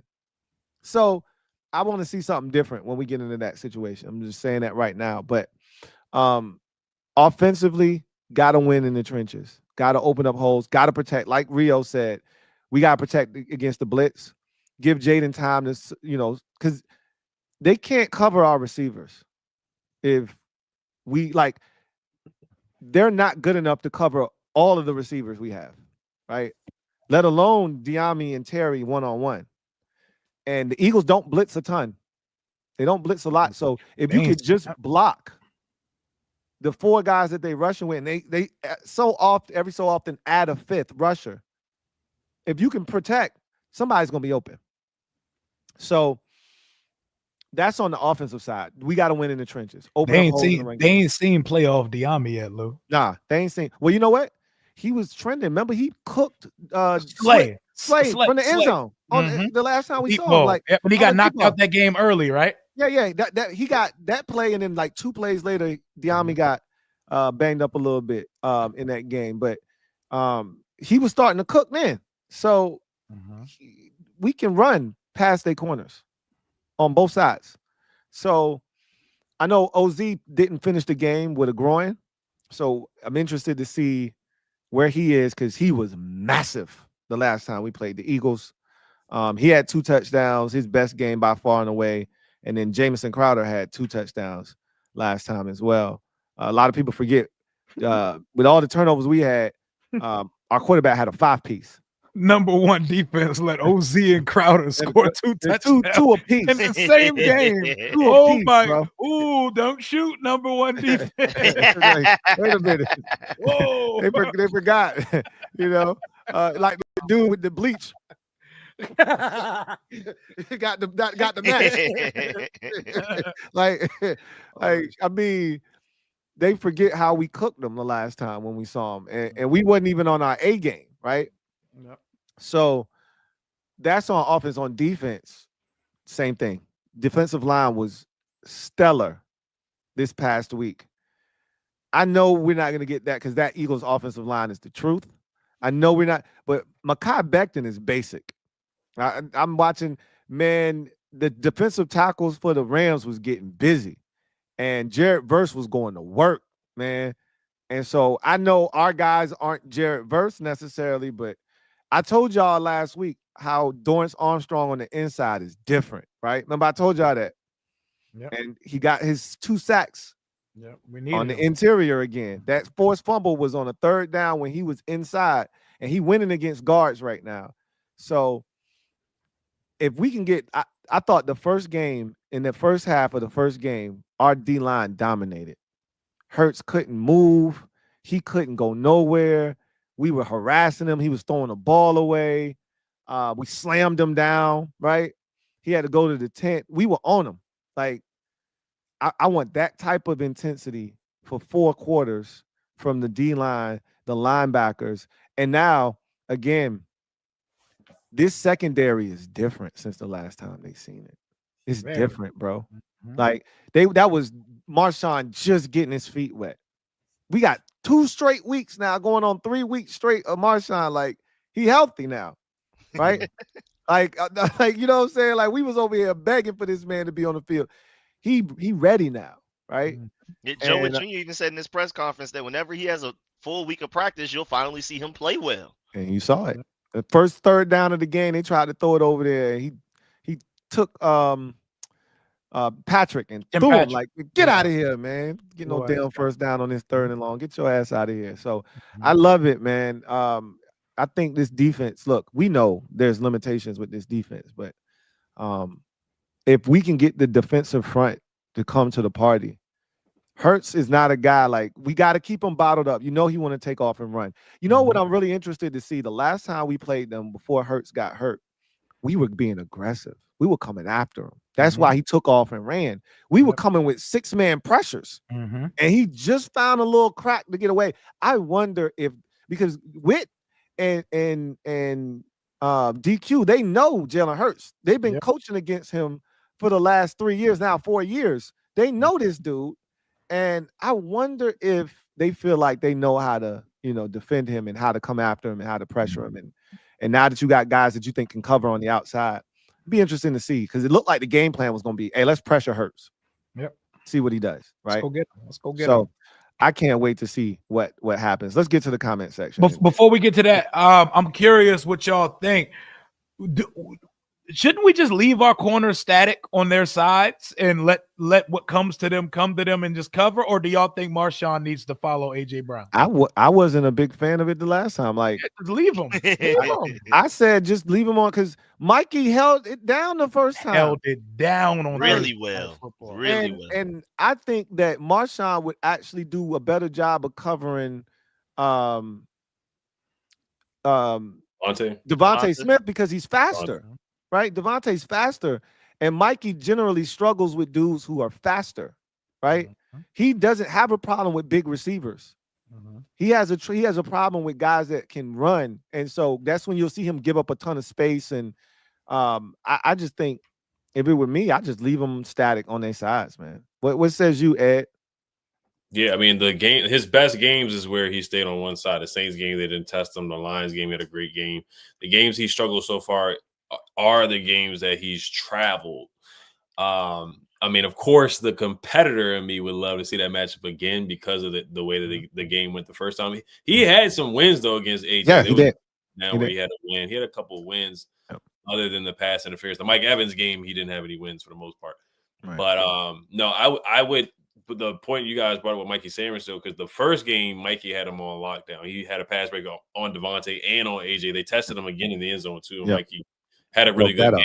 So, and then you keep Noah I in the inside. So, yeah, I would leave them where they're at to start off and just see the flow of the game, how it starts off.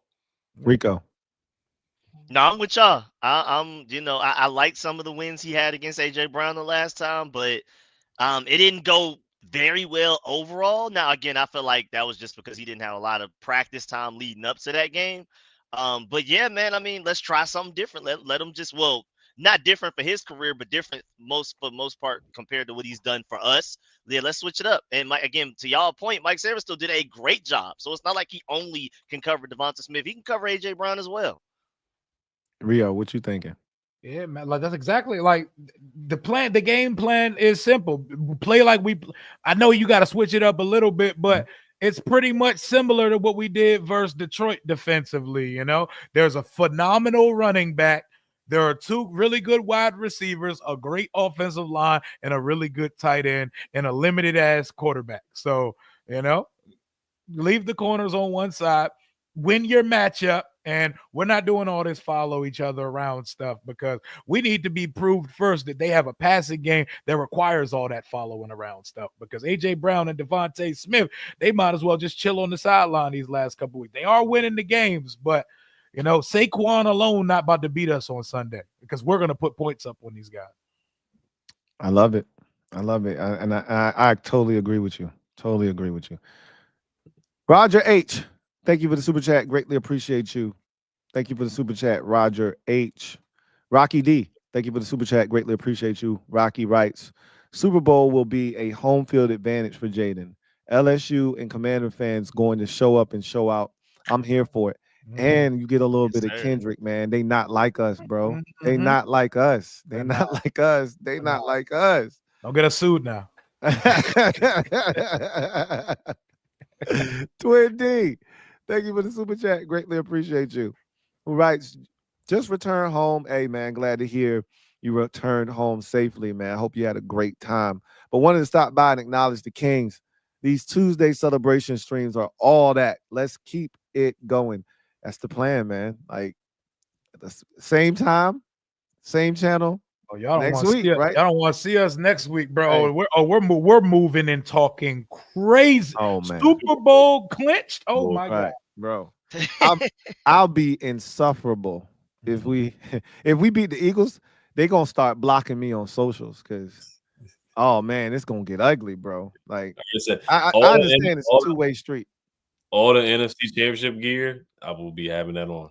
Oh, bro, I need Rush. He gonna have the dopest dad hat that they've got with the Super Bowl logo on the joint. It's gonna be crazy. If they announce, if they announce like they do sometimes, like Dick's Sporting Goods in certain places are getting overnight, like come get your NFC Championship gear, like when the Nats won the title and when the Caps won the title, bro. I'm there, bro. I don't want to wait for the shipping, bro. I want it now. You know the craziest shit I saw. My wife at the time was living, she was in Atlanta when they went to the Super Bowl back in 18. Was it 16? 16. Was it 16? It was 18. What was it? It was 16. It was 16, but the Super Bowl was in 2017. But that was the 16 season, right? So my sister is a Falcons fan. And I wanted to get her some Falcons gear. So we went to the mall. And they lost the Super Bowl the week before. They had so much Super Bowl gear left for the Falcons Super Bowl because they lost that they couldn't sell. It was so bad. I just hope that's not us, bro. They had to send the box to Africa. You know, we had to send, the same place I had to send the NHL hats, man. Like all the NHL, like It's not cool, man. I've been there. I know how it is, man. So I ain't trying to go back there again. Man. Will Kavanaugh, thank you for the super chat. Greatly appreciate you. Right. Mary Poppins' son was deep in that bag. That Terry McLaurin screen was beautiful. And it was the way it was set up. Jayden saw the blitz, knew he had numbers, got it out there. And the blocking, like Rico talked about earlier, was just phenomenal, bro. Phenomenal on that play. Uncle Jay Rogers, what's going on? Thank you for the super chat. Greatly appreciate you, right? Woodward Sports, them boys sick. They need some milk. Hey. Yo, Rio gave them work, but they was talking cold, hard cash. Bro. You know what my favorite soundbite when I spoke to them was Jayden Daniels is mobile Jared Goff. That was the comp for them. They said we see him just like a mobile version of our quarterback, Jared Goff. Did they really say that? Yes, they said that in 4K, and I was like, they were like, "Why are y'all scoffing at that?" I said, "That's an awful comp, that bro. Is like, the worst thing I've ever heard in my life, bro. No, that's not. It's not even remotely not a compliment. Don't nobody want to hear that. Nailed it. Wow, but that just goes to show you. They don't watch. They don't. And I kept telling our fans, like, don't be upset at them. They haven't watched us. They've been too busy basking in they 15-2, right? They weren't paying attention to what we was over here doing. They busy trying to chase the chip themselves. So I'm like, they have no idea. That's part of why I was so confident. I was like, they have no idea what they walking into. None. Yeah. I was watching my Lions friend who told me he wanted Jahmyr Gibbs out there. He didn't want David Montgomery at all. I was telling you about him last week, and he was saying the truth about that. He was like, "Do y'all ever run the ball?" I was like, "Nah, we just do no huddle, up tempo, like because we was getting after him with the up tempo, like they weren't ready for that." Yeah, they had no idea. Yeah, they just didn't know. They didn't know our identity. Yeah, and that's the only thing that I was like, man, it sucked because Philly know what we about. They know how we get down. Right? Oh, yeah, sure. They know how fast Jayden is, right? They don't have to find out during the game, right? That was the same thing with Tampa. Tampa was like, they found out in week 1. That mother effer fast, right? Like, he cooked them in week 1, bro. They could not catch him. They won't having that shit in the wild card game, right? They was ready. They had double spies, bro. Like, they wasn't having double. I ain't never seen double spies before, man. So that got to be illegal, man. In that game, bro. Is that allowed? Is that? Do the NFL rules allow that? Jared Talks Football. Thank you for the super chat. Greatly appreciate you. Jared Talks Football writes, LB was dodging questions like he was in the Matrix. Hey, go ahead. You and LB going tomorrow, right? Yeah, you and LB go. Yeah, I hear you fine. Yeah, I hear you fine. Yeah. Hear you. Can y'all hear me? Yes, sir. I can't hear y'all. That's LB. That's LB. Or does it sound actually off? I think it sound maybe actually off. Yeah. Okay, so his sound is actually tweaking. I thought he was mocking LB for a second whenever he was ducking a question that I had. That's my guy, though, man. That's my guy. But what's going on? Yeah, Lou got that wood. You know what's funny? I was watching Woodward Sports today. Hey, y'all go ahead, take over for me. No, we got to. His headphones must. I'm gonna have to come back in and come back out. Y'all go ahead, keep going. Rio, you take over and read the supers and stuff. Can I from the StreamYard? Can I click on him? Because I don't know. I think he's the only one that can actually click on him. Like we can read him, but I can't. I can't put him up. I can't put him up on the screen. Which one did we leave off on? It was like Sports. Jason Rogers. Yeah. Jason Rogers. Okay, the next one was Jared Talks Football. Oh no, yeah, he said LB was talking. Okay, so hey Scotty, my boy, he said, ain't no stopping us now. We're on the move. Yeah, he's singing the song. Hey, my boy from Woodbridge, my man. Hey, Scott. Hey, ain't no stopping us now. We're on the move. Who's clicking the? Who's doing that? Is that Ed? No, that wasn't me. I guess Louie Tee doing it behind the scenes for us. Lou pulling strings from behind the scenes. Okay. So we got Layla Brown coming in next. Louie, I am here for our B-Rob apologies. The thing was, Brian, we wanted to see him. Like, I knew that the team wasn't going to move on from him, or like they weren't going to move on from him, or like bench him for C-Rod, but because they stick with their guys. They stick with their guy. We just wanted to see him produce, right? Yeah. Just had to call him out a little bit. Yeah, he was looking real Peyton Barber-ish, for a little bit, but he stepped up, man. The 2 tutties and hitting the hole, 77 yards on the ground. Like he probably was the biggest surprise to me. Like Diami, I was expecting Diami to have a big game, but the biggest surprise to me was B-Rob playing like that because we just haven't seen it for the last couple of games, and him having a big run game like that was huge. Yeah, we needed that. The offensive line blocked better, but like he just also looked better as an individual. Like even in opportunities when he was out in the open space against the Buccaneers, he wasn't getting like a lot of yards after contact. He wasn't running people over, falling forward, making people miss. He did that against the Lions. Again, the offensive line gave him bigger holes, but it seems like he maximized each of his touches at a far more efficient rate than he did against the Buccaneers. Welcome back, Lou. Welcome back, Lou. He's back. Yes, sir. I appreciate that, man. I got I had to plug my headphones into my laptop, so I got feedback in my ear. It's crazy. You can hear yourself. Yes, it's terrible. But that's the only way I can hear y'all, so I'm gonna have to suck it up. Yeah, we had read a couple supers. Right, where we at? We can't throw the supers on the screen. Yeah, because that's yours ability. But I had just read Scotty, Layla Brown, Barrett Downing super chat. So the next one is fight for old Dave G. I bet you can go ahead read it because I hate this feedback in my ear. I got you, my boy. Fight for old Dave G with the 199. We appreciate you, my guy. May 31st, I bet $100 we'd win the Super Bowl. 15,000 is the payout if it hits. We are crossing our fingers for you. Go ahead and let us hold something. Hey, let me hold a little something, man. Let me hold a little something, Dave G. Oh my God, the payout on I love that. it. My goodness. You know how many opportunities there have been for us to win money because the odds were so crazy. And now look at where we are.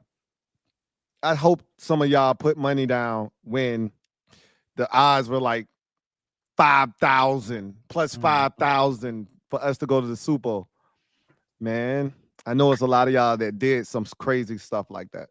Hey, man, I got my fingers crossed for you, man. Come on, Dave. Bring it home. Yes, sir. Sean Moore, my God, $20 donation. We appreciate you, my guy. What it do, bros? Slay also said that JD5 is going to have to show him that he's the best rookie of all time. Big play Slay, another player podcaster, showed a bunch of love to Jayden Daniels, and so did his defensive coordinator today, Vic Fangio. Any thoughts on Slay's comments, guy? Because he did call him the best rookie of all time. Yeah, he did. I mean, he's even praised Terry McLaurin in the past. Like, because Terry's cooked him in the past. That's why. I remember from the tidbit from Slay's podcast today, he was pretty much like, I like Jayden too because I'm a humble guy. He was, I don't like to toot my own horn. And I could tell that Jayden's that same type of guy. He was like, you can't not like a guy like that and respect him as a competitor. I told everybody that's one of the reasons he's so respected around the league. When Meek Robertson got hurt, he went over there and prayed with Terrion Arnold, right? And that injury was disgusting. It was crazy. His arm was nasty. I mean, straight helmet to the forearm. Like, it was wild. So when we were playing the Bucks, he went over to the D line and he was laughing with him. That was the play before the 4th down, right? So, or the 3rd down. So, this dude is unflappable, and everybody around the league loves him. You keep hearing the word humble come up when you hear about Jayden Daniels, and you see it, and it's hard not to like this dude. You know what I mean? You got to force it. Yeah. When Jalen Carter was trying to mess with the snap when we beat the Eagles. Remember that?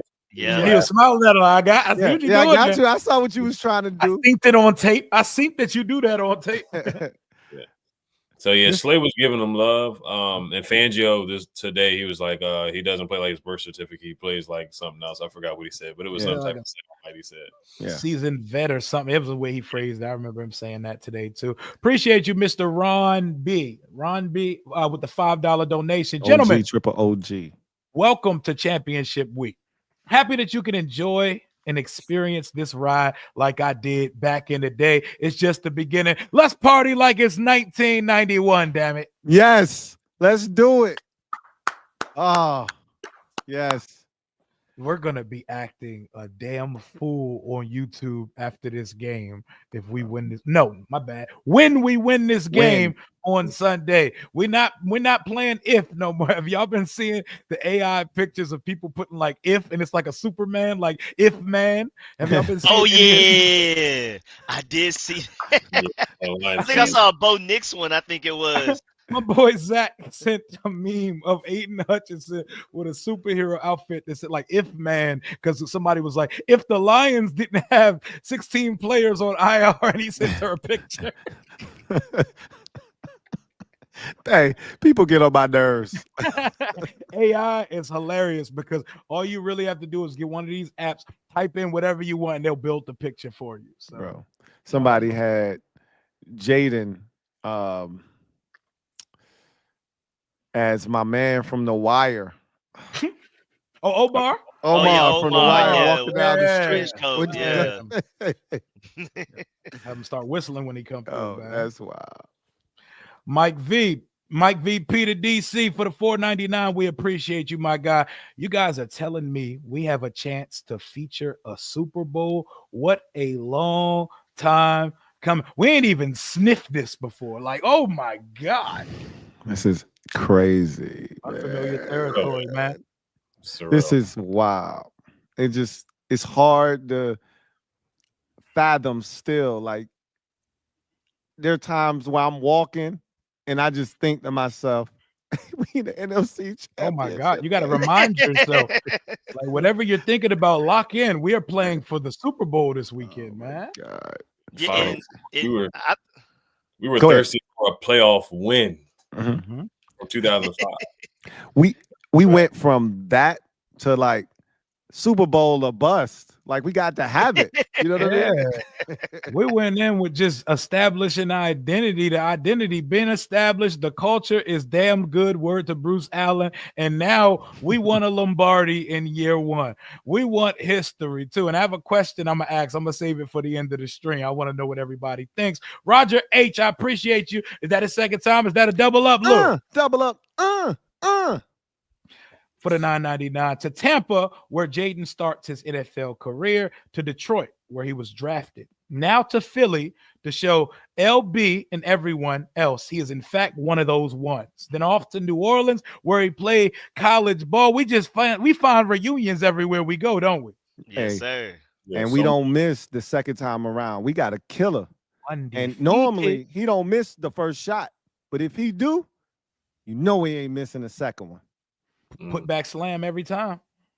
I love it.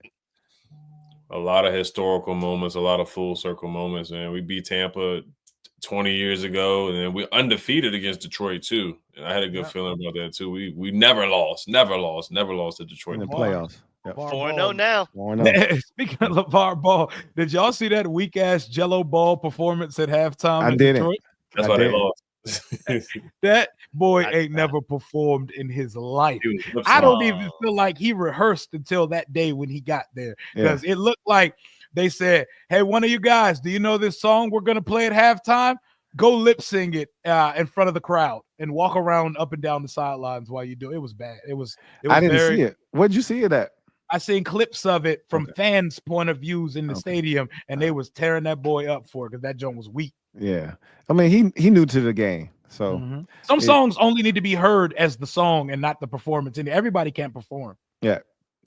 So I thought it was dope initially. Well, I was like, oh shit, okay. But maybe he wasn't ready for that yet. They imagine that though. They thought, let's go get the newest hot shit. Yeah. They doing concerts. I heard Kid Rock performed or some stuff. Did you hear London Fletcher in the booth? Oh yeah, he said he swerved and been that corner. Whoa. London Fletcher is so good in the booth, Hey, man. he be killing it, man. I love Fletch. His color commentary is amazing. I love it. Mhm. He said they went up 8 Mile, and they swerved and bent that corner.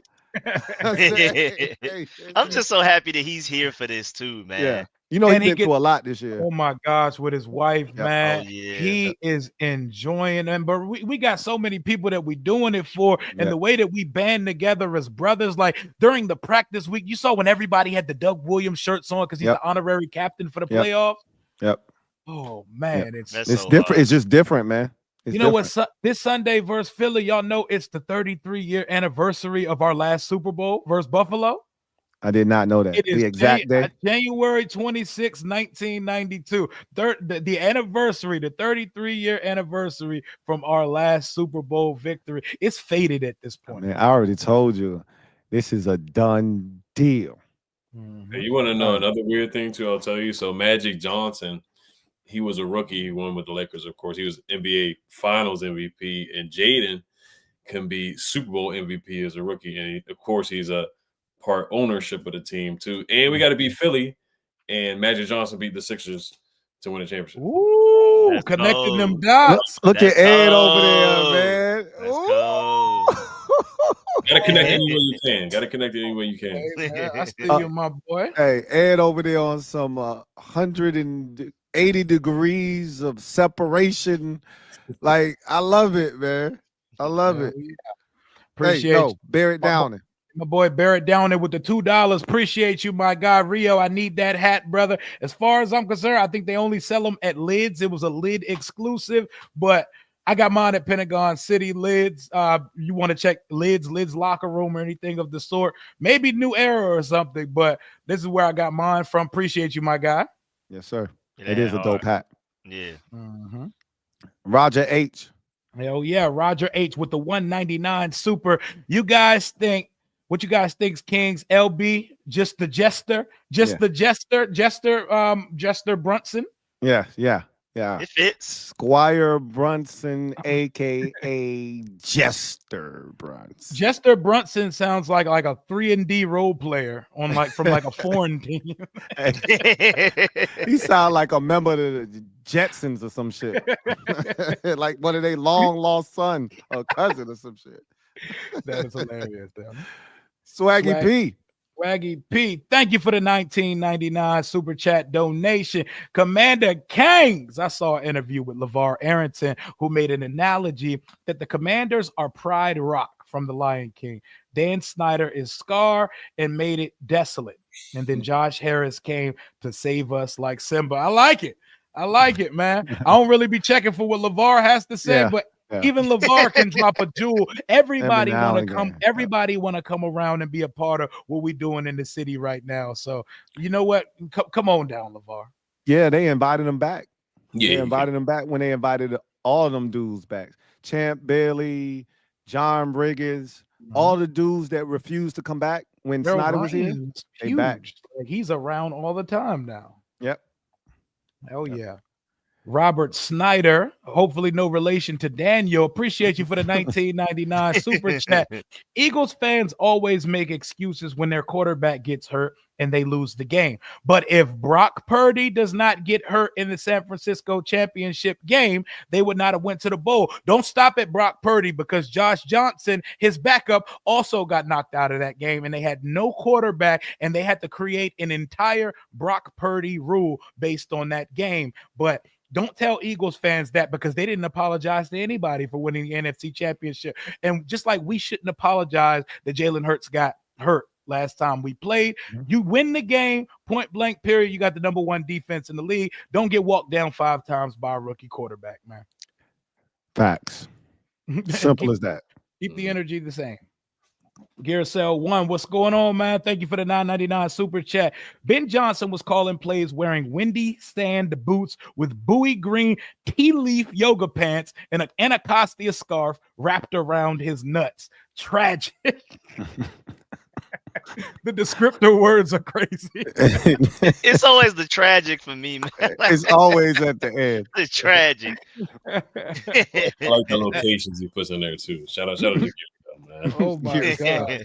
Shout out to Bowie, man. This man, Ben Johnson, man. We beat this team and they got to come back without their coordinators. We're going to see what Jared Goff look like All when he about. don't got one of them ones calling them plays. That's right. We're going to find out real quick. Yep. They about to lose both their coordinators. That's what y'all get for talking crazy, man. A town that ain't never put any, like, I was like, yo, I've never seen my team win the Super Bowl, but my father has. Like, what is your father and your father's father and your family seen? They've seen a lineage of losers. Like, you don't even have winning in your ancestry. So talk about a team nicely when none of you've ever been there before. Appreciate you, Big Swerve, for the 1999 Super Chat donation. What's up, Kings? This is crazy, man. I've been down for so long. This success has me going from smiles and cheers to actual tears of joy. No one understands what we've endured the past 25 years. We are family for real. Hashtag all hell. I love it, man. Not lying. Yes. Yes. That's It's crazy. been Like so long and we've been through so much. I'm so happy for all the fans, man. We've been through a lot. We deserve this. Like Ed said earlier, we deserve this, bro. Yeah, guys like Bobby Wagner, Austin Eckler, and them, I'm pretty sure they hear it. They can't feel it like Tressway and Terry McLaurin and Jonathan Allen. Yeah, like how they feel like, man. You saw Jonathan Allen was like, I can't miss this. I don't care what I got to do. I got to play in these playoffs, man. Y'all not leaving me out of this. Right. I've been through too many of these losing seasons. I got to have it. Got to. T. Roy, appreciate you for the $5 super chat donation. Hey, fam, did y'all see Mickey fly through the air looking like Superman? Oh, Mikey fly through there looking like Superman on a kickoff to take the runner. He's a beast. To tackle the runner, he's a beast. Oh, he did make a really good special team. Tackle him like at the 15. It was crazy. Missile Mikey, man. That's Missile Mikey right there. Did y'all see Branch on a blitz jump over B-Rob? Like, it's a still shot. Like, this man is off the ground like 10 feet, I feel like. It's crazy. I wish Brian Branch was a commander like Ron told him he was going to be. Yeah. I always bring that up. He's a then we wouldn't have Quan. Oh, yeah. True. No, matter of fact, no. When everything went according to plan. We're in the NFC Championship. My bad. Right. Let me lock in. My guy, DeJuan Drake with the $5 super chat donation. What up, Kings? Hey, Mo. Let these Philly fans talk chat. They'll understand. Hashtag hell to the Commanders. Hashtag hell to the Redskins. You already know. Facts. We're going to let them do all the talking. We're going to do all the walking. You know what I mean? Let's get it. GST Wiggs 432. Appreciate you for the $9.99 super chat. What up, Kings? Man, that boy threw that ball like Uncle Rico threw Kip Salisbury steak with Napoleon Dynamite. We about to have a rematch of the Super Bowl 26. Much love, y'all. Man, that's it. How ironic would it be if our opponent was Buffalo? It would be crazy, man. If it's us against the Bills, then that's a wrap. This is now is the perfect time to bring out my question. Am I crazy because I want the top of the mountain? Am I crazy because I want Mahomes in the Super Bowl if we get there? Am I crazy for that? They got a streak. You know what we do, right? We break them, right? I'm more worried about the refs, bro. They already got a pass interference called on us right now. If we back it up against optics and the storylines, they're gonna cook up. The next best young quarterback versus Patrick Mahomes. The first ever team to 3P versus the first ever rookie quarterback to win the Super Bowl. I think we could beat these. I've watched these Bamas all year, bro. If we get in, I don't care who comes in, but my heart wants Mahomes in them, bro. Imagine us stopping the 3P with a rookie quarterback, bro. It's too soon to have these conversations, but that's where my head's at right now. It's the best case scenario. I feel like Buffalo would be a little, I wouldn't say easier, less difficult. But the Pat Mahomes matchup is definitely the best case scenario because you can't say nothing. Because no matter what Jayden Daniels does this year, there's going to be like Pat Mahomes is better. Pat Mahomes has done it more. If he beats Pat Mahomes for the Super Bowl, it's really not much you can say, especially as a rookie with the roster he has. Hey, my chat was pausing me and AOing me for saying this on stream yesterday. If we go to the Super Bowl, I'm trying to climb Mahomes Mountain, man. I'm trying to see us climb Mahomes Mountain, bro. I want to see Jayden standing at the top of that joint, waving a flag with a smile on his face, bro. That's what I want if we get there, bro. Yeah, I'm just worried about the refs, man. Dante Fowler already been called for a roughing the passer today. Yeah, facts. Somebody said where he planting the flag at.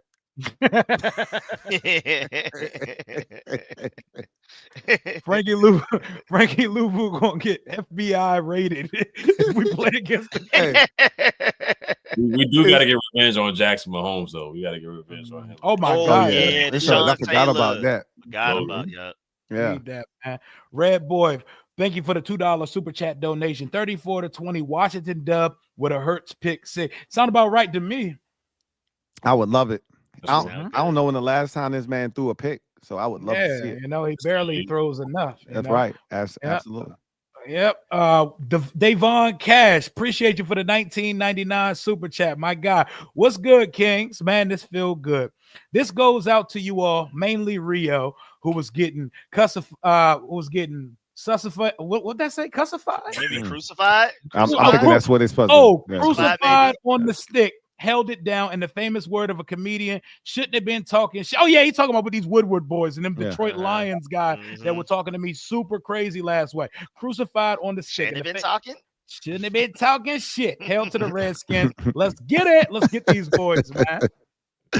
I love it. I love it. Yeah, man. Remember when Dr. B, appreciate you for the $4.99 super chat and for tuning in to the program. Remember when fans wanted a Texan season at the beginning of the year?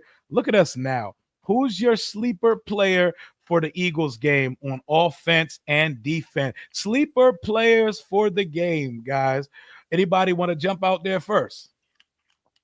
And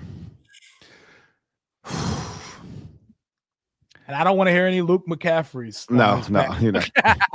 You might as well say KJ Osborne if you're going to say Luke McCaffrey.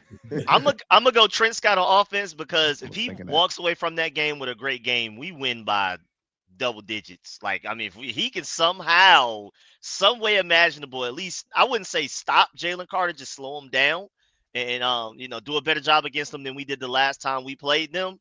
That would be huge. And then defensively, man, I mean, I know Frankie Louvu has been a big part of this defense just in general, but we haven't seen that all pro Louvu level game. And I think it's time because we've shifted the focus to Lattimore. Jonathan Allen just had a great game. Dorrance Armstrong. Like, we haven't been talking about Louvu as much outside of the fact that he like kind of knocked Jared Goff out legally. I feel like Frankie Louvu would be my underrated player that like, it's time for you to go back to what you did. Maybe like, it's been 5-6 weeks since we felt like he should be an all pro level player. For me on defense, I'm going to go with Jerzon Johnny Newton. While he does flash here and there, I'd like to see more consistent flashes on the field, and we need some push up front in the pass game as well as the run game. I'm going to go with Johnny Newton on defense. Offensively, it ain't been an OZ week for a minute. We've been spreading the ball around, but mostly going to two guys on the outside, two guys in the tight end.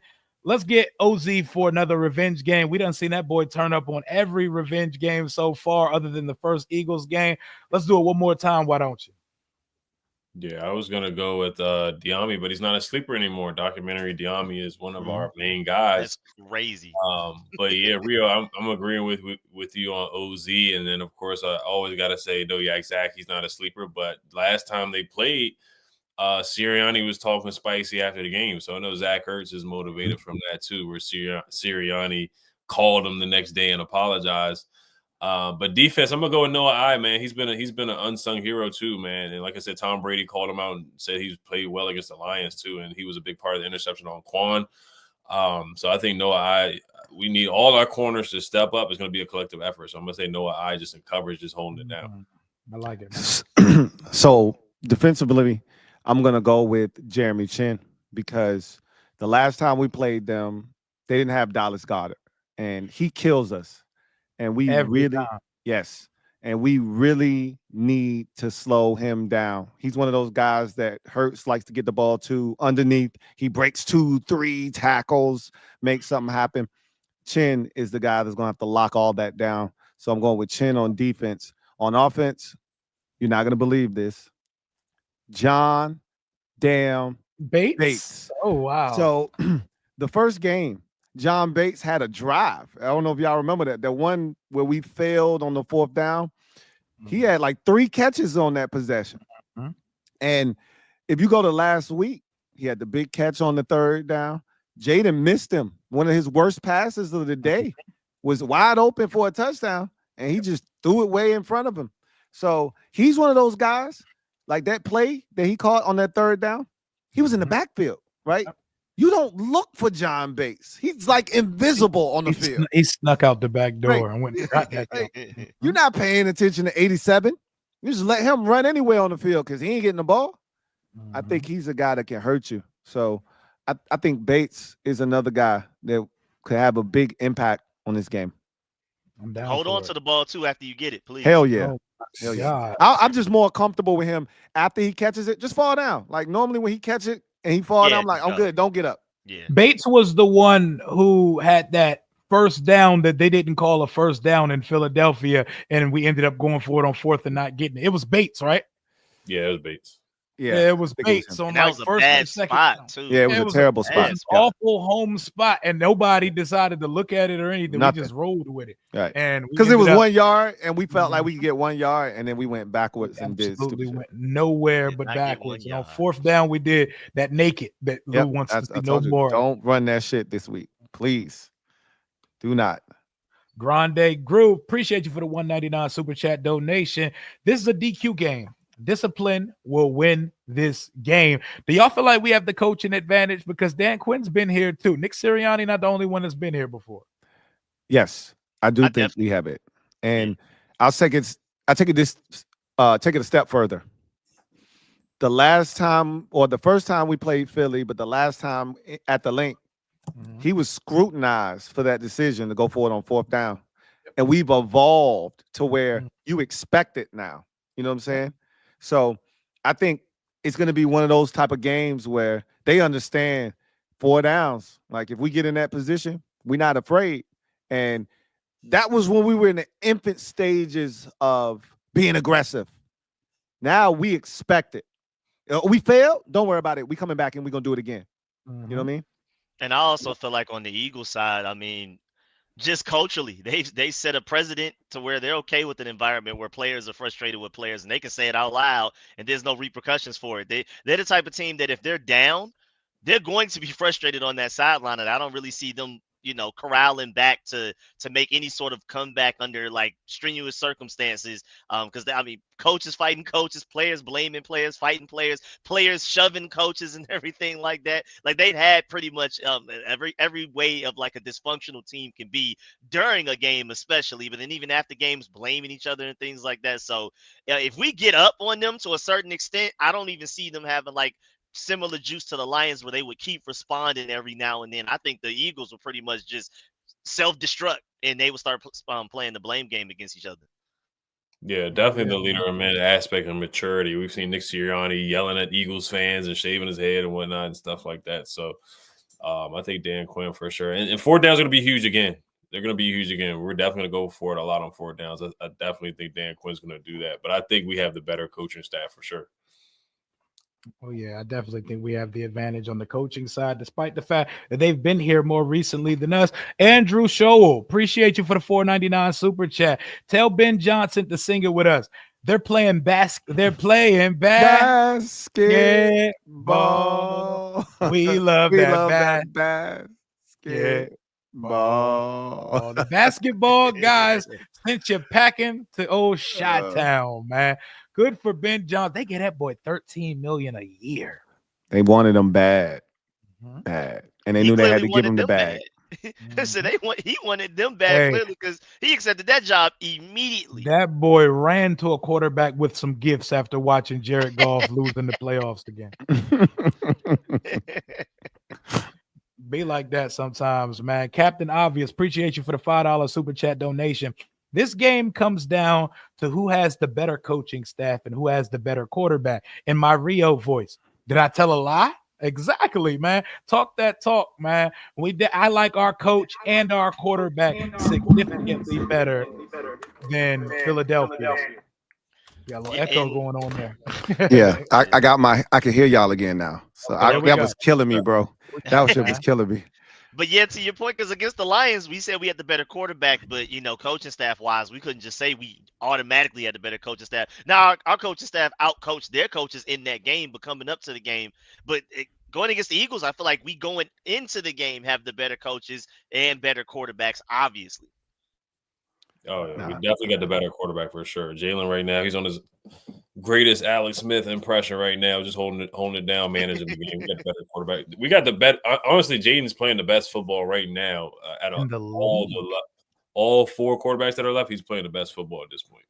Hell yeah, I watched all 3 of these quarterbacks struggle to throw for 180 last week. Meanwhile, my quarterback threw for 299, ran for 50, and we left meat on the bone. We showed mercy to our opponent, an opponent that was supposed to be superior to us. Good times. Over 70% completion percentage. Like, I mean, the stuff we over here doing is next level, bro. Yep. Like, it's crazy. Yeah. It's crazy. Sure is, man. You want to go ahead and take it over? Yeah. ARW1, AJ5W or W5. Thank you for the super chat. Greatly appreciate you. Who writes, me and my twin going to the game Sunday, HTTC. Hey, Yes, you know what to do. As I always tell y'all, you know what to do. Bring home the dub, right? Go in there, extract the dub, bring it home, and we're going to celebrate like it's 1991, all right?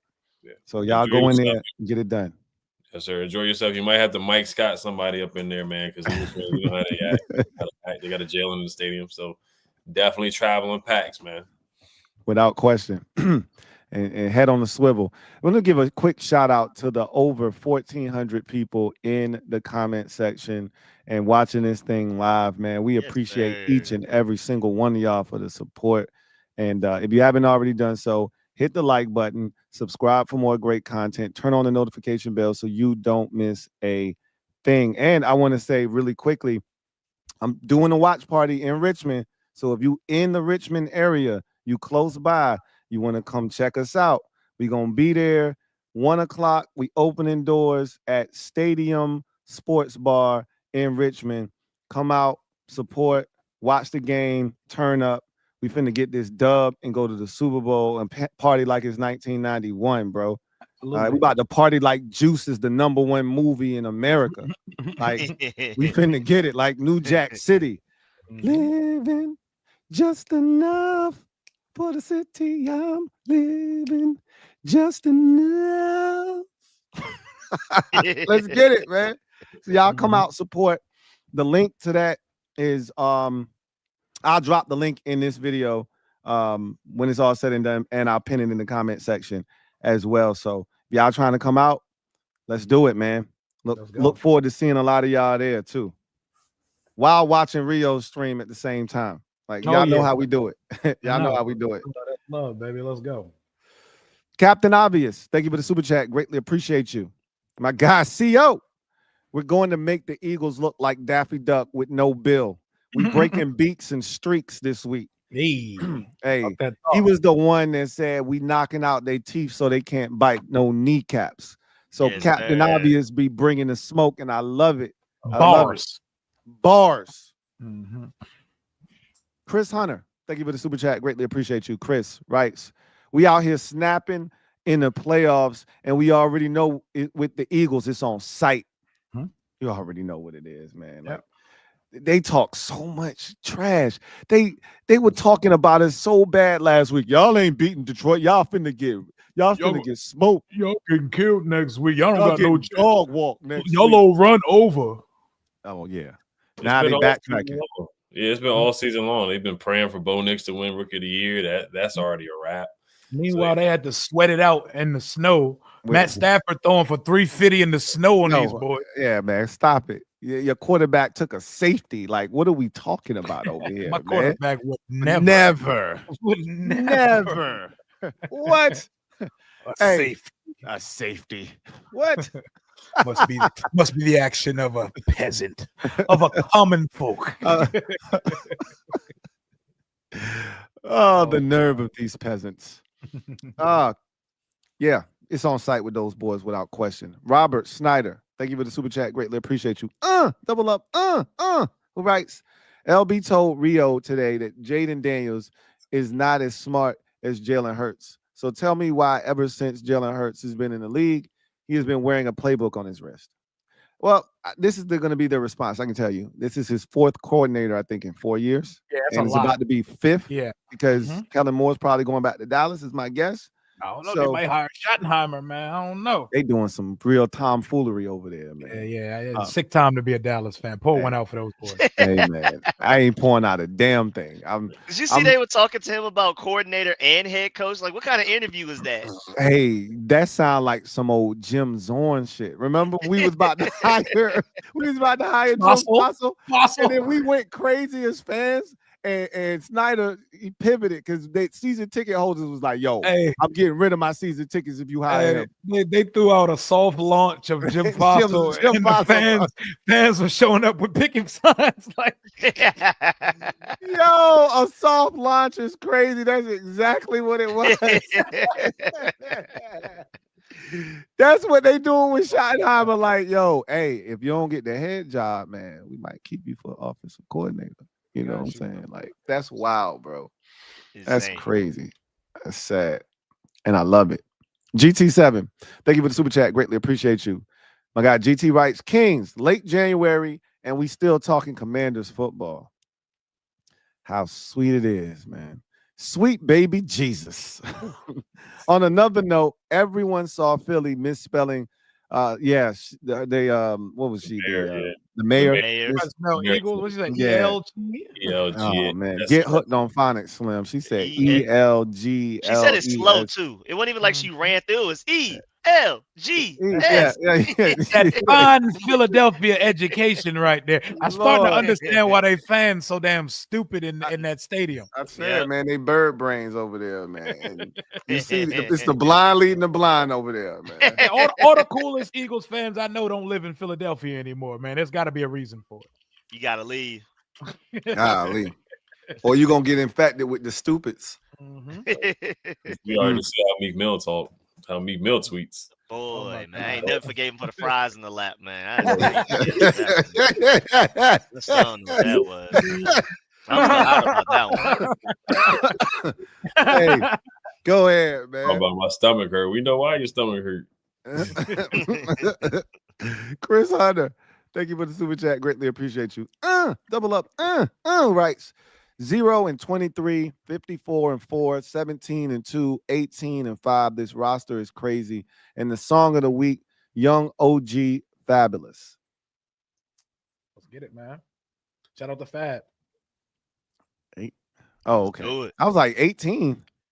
But Mariota did have a game this season, didn't he? Yeah, I like how you snuck 18 on there. I was like, wait, I had to go through again. Like 18. Lou had to double check. Like, what 18? Hey, I went. Hey, let me check this attendance real quick, man. 0-23, 54-4. Yep, 7. Wait, 18. Okay, all right. I'm gonna let that slide. I'm gonna let it slide. Robert Snyder, thank you for the super chat. Greatly appreciate you. Rob writes, play 8 in a box to stop and frustrate Saquon. Move Jalen off his spot and make him move that bad knee and force Eagles to pass. I don't believe Jalen can beat us all night throwing and will throw us a few turnovers. The issue with playing 8 in a box is if Saquon breaks that first wave of he's gone. He's gone. Like you can't have 8 in a box. That's what teams used to do to Derrick Henry, and that's when Derrick Henry would get those 96-yard touchdown runs. Because if he hit that first wave. And this is one defender back there, that safety. And we've all seen Saquon, that one safety ain't tackling Saquon Barkley. It just ain't happening. So you got to play good defense, and it's got to be gap sound, and you got to keep your 2 safeties back. You can't keep one high single safety because he break that first wave, it's a wrap. That's what happened to the Rams. One single high safety, they got to come out of that shit in the second half because and it still got him right at the end with the big run. So you can't put 8 in a box. You asking for trouble if you do that. GT7, thank you for the super chat. Greatly appreciate you. GT writes, keys to the game: 1, stop Barkley. 2, solidify the A and B along with the O-line. 3, eliminate the slant routes to Dallas and AJ since last week Hurts didn't throw a pass past 10 yards. Do y'all agree? What y'all think about that? I mean, stopping Barkley is a tall task. Yep. slow him down more likely than stopping him, right? Just slow him down. Well, let's say we never really stopped Jameer Gibbs and still won that game. Jameer Gibbs almost put on an all-time performance and still lost. So we can win. I mean, we still need to limit them as much as Everybody possible. runs on us. We have accepted it, and we find other ways to still win. Right. Yep. I mean, Saquon had 100 yards in the first quarter last time. But it's not enough. You can even go back to when we beat the Cardinals 42-14. James Conner put up 100 yards. He had 100 on us. But like, the slant merchant with A.J. Brown, that's something to take That's away. His first beat, got for to. sure. Got to. Like, who didn't know a slant was coming on that crucial third down against the Rams, right? Oh And he was playing 50 yards off, and I'm like, bro, you don't know this slant coming? Come on, dog. You ain't been watching the Eagles, man. You got to be up there. Got to be more careful. Daniel, thank you for the super chat. Greatly appreciate you. Daniel writes, "Sup, Kings? What up, Daniel?" Says, "I'm curious about what you think. What you four think. Should we move Wiley into guard because he's played there when he was in KC and put Corn Lucas at right tackle, or do you trust Trent Scott enough at guard?" They're not going to shake up the offensive line at this point. Yep. Right? You're not going to make two positions weaker to try to stop one from being an issue. You're just going to insert Trent Scott, who played really well on Saturday night, and you're going to see if he can handle the responsibility of slowing down Jalen, Carter, right? But Wiley, he's been fine at right tackle. I can't believe I'm saying this, but Andrew Wiley has been fine at right tackle. I like Wiley's energy out there too. He be animated. He be taunting folks. I like Wiley a little bit. It was false start on us, which was a bogus call because it wasn't Tyler B. Yeah, that was crazy. Nothing. But he went over there. He was like, I said, like Wiley he pointed at a dude, knocked him down, and hit him with Deshaun Kemp, pointed at him in his face as he's running by him on that De'Ami Brown screen against the Bucks. So I love Wiley's energy, man. You got to start calling him Andrew Wildin'. That boy got a different type of energy out there. He definitely be wilding without question. GT7, thank you for the super chat. Greatly appreciate you. I was thinking the same thing, GT7. I won't go say nothing, but I was thinking the same thing. Hey, where it's at, Rio? Said, Rio, we need to see that tree, my guy. Hey, I'm in a different part of the room right now, but the tree is up. That is the good luck Christmas tree, and we're keeping it up until the run's over. And if we win it all, it's staying up. I just know when he showed up, I was looking at him funny, like you know the commercial with the dude with the dog food in the fridge, and he's like, "Why do you have dog food in your fridge?" That's weird. And then the black green screen for the first time in a minute.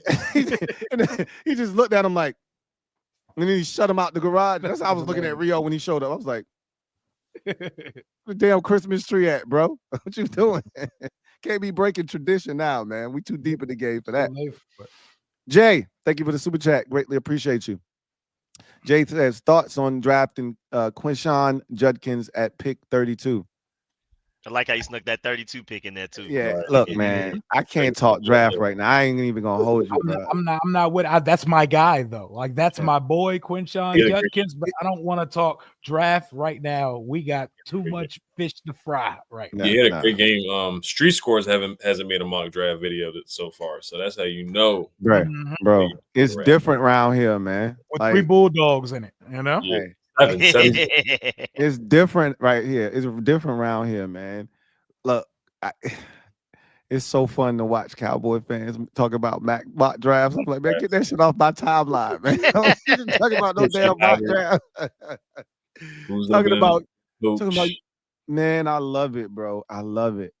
AJ Sabu, thank you for the super chat. Greatly appreciate you. Writes, Louie, do you hate the Eagles or just hate Brunson? I don't hate Brunson at all. That's my guy. Yeah, that's my guy. But I absolutely hate the Philadelphia Eagles. Absolutely hate them with every fiber of my being. Hey, Scotty, thank you for the super chat. Greatly appreciate you. Double up. I'm mad I won't hear for your song, Scotty. I would have sung it. I would have sung it for you. I don't know if they sung it when I was gone, but I would have sung it, man. Wasn't it CJ Gardner-Johnson that got ejected from the game last time? And Eagles fans tried to act like, oh, if we had CJ out there. I'm like, his dumb ass got ejected, bro. Right. Like, what you want us to do about that? That's on you. That's a you problem. He said he's going to be looking for revenge. I don't give a damn about CJ Charlie Yeah. Johnson. Like, bro, he can get this smoke too. Right? can. Like, I am not worried about that man, Scotty. You saw what we did to Kirby Joseph last week, who's supposed to be an All-Pro. Like, come on now. Ain't that the same dude that was walking in the locker room talking some bullshit after the first game? Like they got to come through us or some shit. Like this still our division or He's whatever. always the loudest person over there. Yeah. Nah, I want to smoke with him. He went live while he was in the locker room. GT7, thank you for the super chat. Greatly appreciate you. Who writes? I believe Scary Terry was mic'd up last week. Has he been mic'd up this year? Did y'all hear his pregame speech in the tunnel in Detroit? Yes, sir. Oh my God, he was talking this talk. If you ain't seen it, make sure you go watch it as soon as we get off here. He was spitting, bro. Oh, I ain't see that one yet. He was talking about your legacy, man. When we finish this one day, when there's no game left, man, what are they gonna remember you for other than your name and your reputation? Oh my God, he was talking. Oh yeah, he was talking that talk. He was in it. Oh my! I was like, I didn't even know Terry had this bag. I seen the jokes when he was dropping the F-bomb. Oh no, he went off the one we played the Eagles the second time. Oh, I said Terry. I had to button my shirt up. Oh, Terry. This one was like motivational one-on-one. Like this the type of joke to bring water to your eyes. Seeing Terry's evolution. Yeah. Funny how having a quarterback all of a sudden makes you like a fire vocal leader on the team, bro. Yeah. Hey, Terry always had it in him. He just needed somebody to bring it out, man. Yep. You got enough. I mean, you remember from them practices too, like when Benjamin St. Juice got like a late hit on somebody. I think it may have been like Howell or something. I forgot, but like that's when we started to see the fire in Terry. Them starting to talk more trash and stuff. But now the winning, well, he got him acting a little bit different. Hey, man. I saw what he said to Bears too, and he was like, "You ain't." Yeah. Facts. DC beatdown. Thank you for the super chat. Greatly appreciate you. That's what it was last week. A DC beatdown. What up, Kings? What's the over-under of curse words we hear Ed and Rico say on stream when we beat the Sheagles?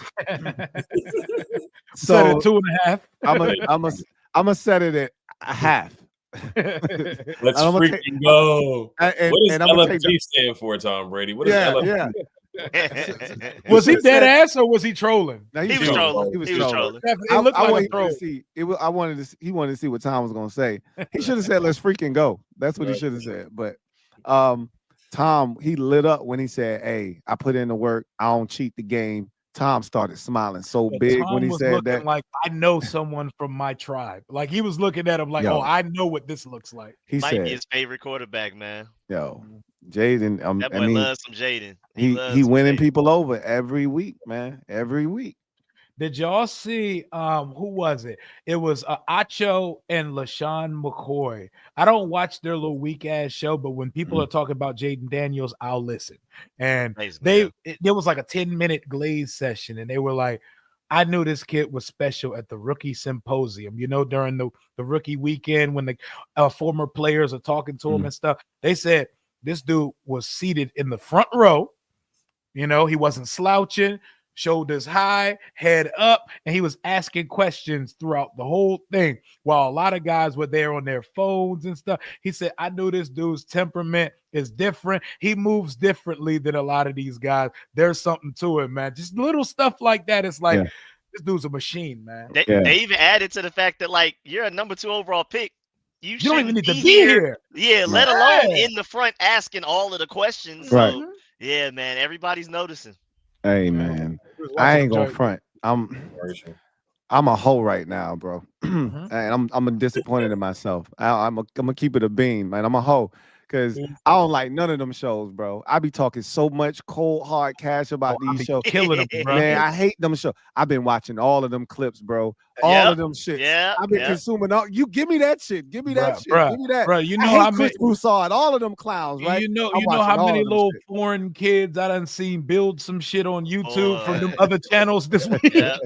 Yeah, a name I can't pronounce on the channel. Hey. Last half of the video building something stupid. Hey, look, watching all of them, bro. With the screen diagonal. Every bit of it, I'm on it, man. Right, bro. You gotta see the clip with Stephen A's nephew. Like him and his nephew are going back and forth on Stephen A's podcast. His nephew called the win against the Lions. He was like, "Who do you got winning against the Lions?" He was like, "I got Jayden Daniels. I got him winning the Super Bowl. I got him going all the way." and he called it. So yeah, I've been watching all the national media people too. Yeah, and I be killing them. I be like, man, I don't know what the hell they talking about. I've been watching all that shit. Why do y'all watch that? And I'm look at me. Exactly. Exactly. That's how I feel. That's why I was like, man, I'm a hoe right now. I can't even say nothing, man. Like I've been tripping hard. Joy Christopher Taylor. McLaughlin. What you say? I said shout out to Joy Taylor. Yeah. real team player right there, man. Yeah. But we got to draft her nephew, man. We got to get Mason Taylor so we can bring her down to the city.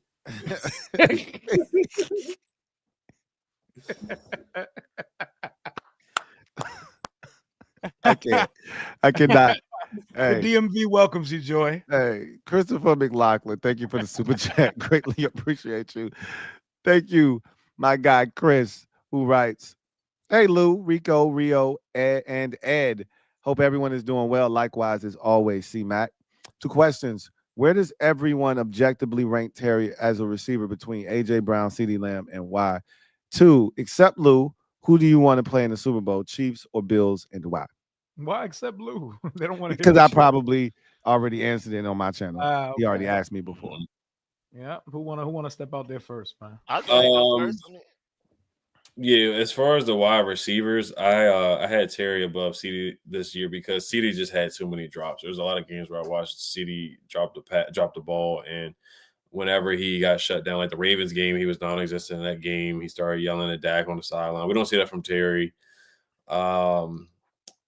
AJ that's the tough one, but I'm gonna go with my guy Terry over AJ too. Even though AJ is a dog when he's really locked in, AJ's a dog.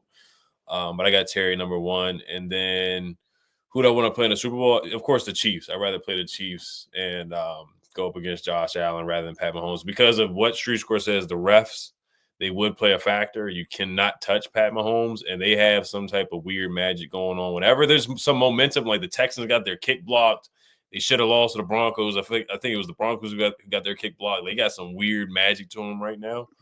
And just the matchup, the Travis Kelce would probably give us some problems. Kareem Hunt, Hopkins, Xavier Worthy's a dog too. Like he's like probably their number 1 receiver right now at this point. DeAndre Hopkins is a dog too. So I kind of like our matchup against Curtis Samuel and Khalil Shakir and some of those guys and was Mac Hollins, guys like that. James Cook's a dog too, but I like the matchup against the Bills too. They got a lot of injuries on their defense too, but I think the Bills and just it's just destiny, full circle to beat the Bills in the Super Bowl. So I'd rather go up against the Bills. Yeah, I definitely have Terry number 1 because everybody's reasoning for the other guys being number 1 is that they had better quarterbacks, and nobody cared about that being an excuse at first. So now when Terry's good, he has Jayden Daniels and things like that. I mean, more Pro Bowl votes, more all of those type of votes, and even statistically, out of all wide receivers in the NFL, when it comes to tight window throws, he was first in receptions, first in reception yards, first in reception touchdowns, first in receiving EPA, second in catch rate, and then second in catch rate over expected. He's the best tight window receiver as well. So even taking Jayden Daniels out of it, you can make an argument that he's one of the best receivers in the NFL, at least better than A.J. Brown and CeeDee Lamb. So I have Terry off rip just because of that alone. And then I'm leaning towards the Bills, like Ed was talking about, man. I just don't feel like dealing with the refs. Even though ultimately, best case scenario, like Rio said, beating the Chiefs would feel way better than beating the Bills, especially narrative for Jayden Daniels and things like that. But man, I don't know. I just feel like the NFL is trying to do whatever they can to make the Chiefs three-peat for the first time, to be the first team to do it in NFL history and things like that. So I'm hoping Josh Allen can get some fluky win because the Bills aren't really that good. I feel like the Chiefs have a better overall team. And I feel like we can take it, have a better chance of beating the Bills as well. But I'm ready for any smoke. After we beat the Eagles, it's whatever. This season, objectively, Terry was the best receiver in the NFC East. And with less targets than a lot of people in this league, he still managed to set the franchise record for touchdown and go second team All-Pro. It is not my problem that the Eagles, the Cowboys, and Giants don't got a quarterback like mine. We haven't had a quarterback for years, and y'all still judge Terry McLaurin. So Terry's the best receiver in the division. A.J. Brown after that, CeeDee Lamb.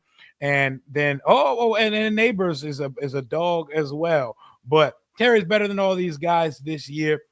I want this. I want the Kansas City Chiefs in the Super Bowl. I see chinks in the armor. If we get to the Super Bowl, we're more than qualified to beat anybody who gets there. I want the top of the mountain. Give me Patrick Mahomes and give me a AFC versus NFC rivalry with the current GOAT. You know, the current GOAT in the league versus the next up, man. Let's do this, man. Don't nobody want to watch Jalen Hurts throw for 115 in the Super Bowl.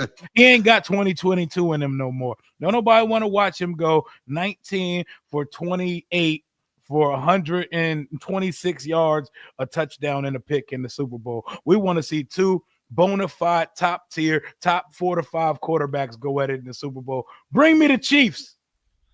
I agree. Look, man, I'm like the kid on Little Giants. I just want one of those jerseys. I just want to be there, bro.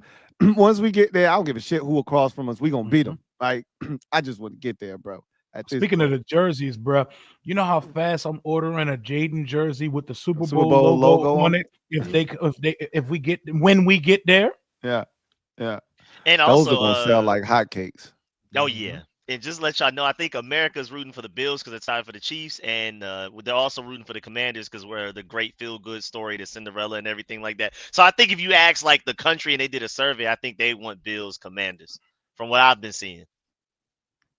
Who do y'all think, before we get to this next Super, who do y'all think we match up better against? Because I kind of think I don't know. I like how we match up. I think it's the Chiefs. I think we match up well with the Chiefs because they don't run it well. Their offensive line is a little sus. They got speed at receiver, but they really haven't been able to take advantage of that. Their defense is really good. Like Chris Jones would be a problem for us, a big effing problem for us. Yep. And the Bills don't have a guy like that. But honestly speaking, if you look at the Chiefs this year, they haven't scored 30 or more. You know, they scored 30 points, I think, once this season. They haven't scored more than 30 at all this season. I know their defense is good, but they ain't seen a guy like Jayden Daniels this year. Nope. I lied. They played Lamar Jackson first game of the season, and Lamar lit they ass up. So they were a big toe from winning that one. Yeah, so I like our chances against them. I mean, not that I don't against Buffalo. Like they offense don't scare me, but Josh Allen running does scare me. Because they run him like we run Jayden, right? Yep. Like they quarterback power. I don't know if y'all watched the national championship game and how Notre Dame was running Riley Leonard. Like quarterback power that first drive. Yeah. Man, they almost killed him on the first drive, right? Yep. That's how they running Josh Allen. If it's 3rd and 2, it's quarterback power, bro. Like they're using him like Cam Newton in 2015.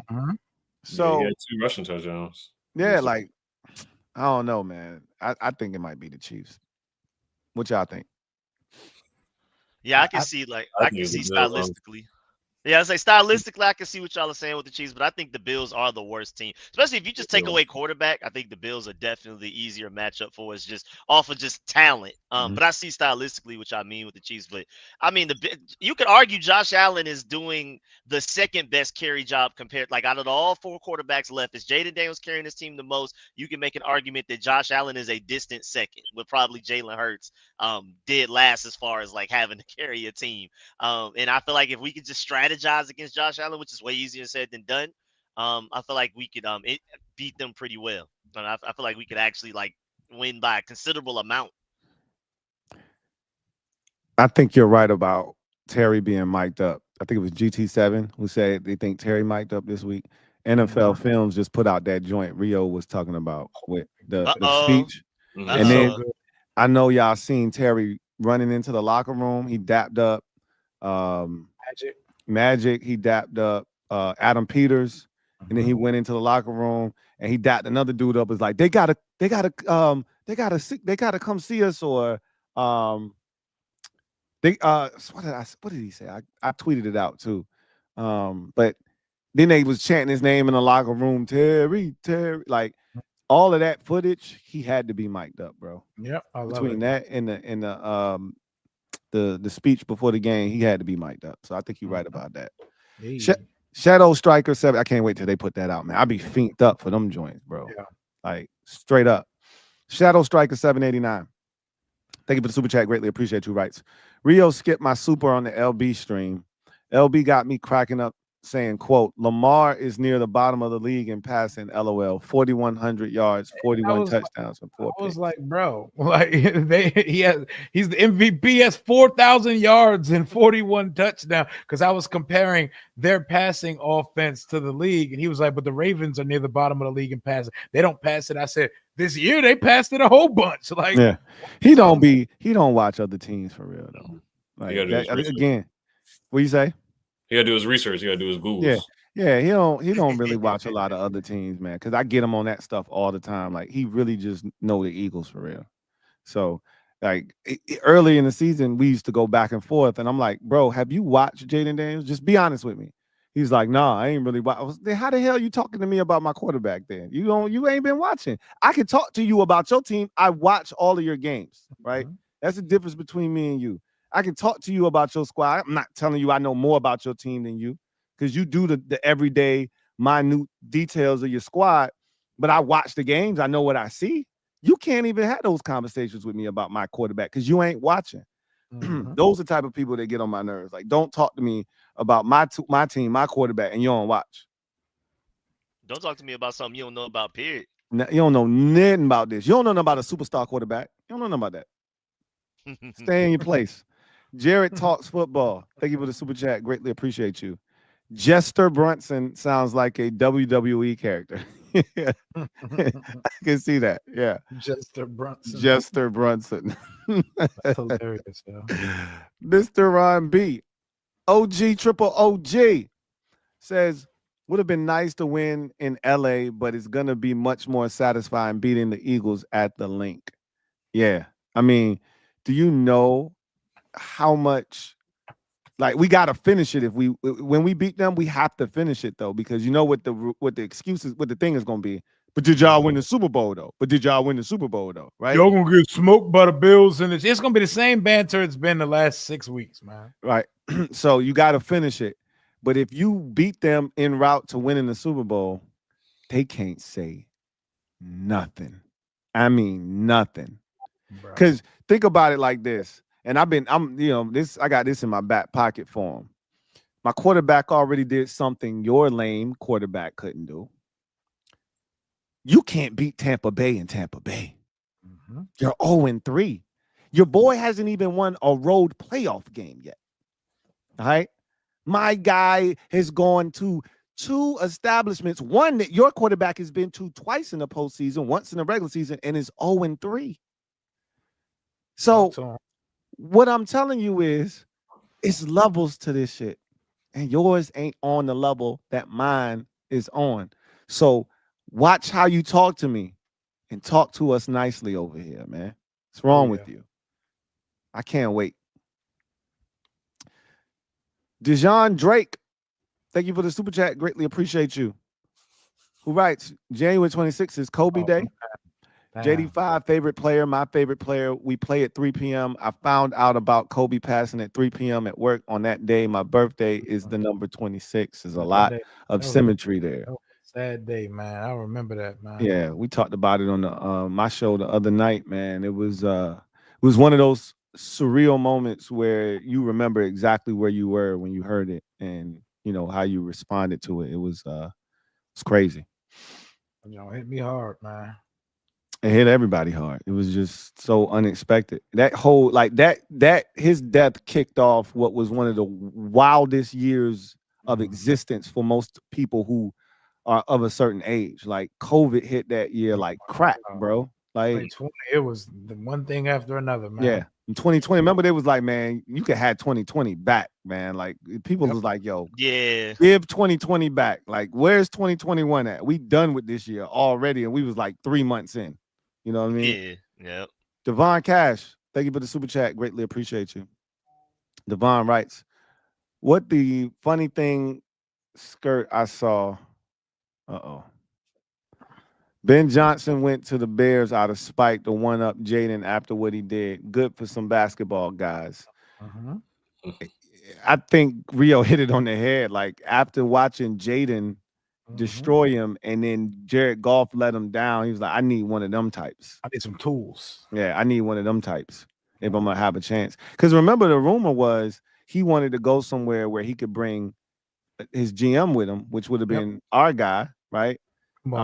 And I just thought that's why the whole Vegas thing made sense. But he still won't gonna have no quarterback. And I was like, that's why the Vegas thing was kind of head scratching, right? Because you still won't have no quarterback, and they not super talented.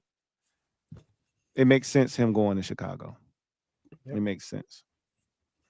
Especially since there's no like Jayden Daniels or Caleb Williams perception wise in this upcoming draft. So he's like, I'm just gonna go get one that's already on the team. That's right. With a bunch of talent around him already. That's good news. Know that Cliff stand for sure. It feels like that. Good I point, mean, I thought that was the only job that I felt like he would leave us for, right? I don't know. Somebody might see us in the Super Bowl and be like, "No, I need that in my life right now." Yeah, but what team? The Jets are going to get Aaron Glenn, and the Patriots got Mike Vrabel. The Jags are or the Saints hiring.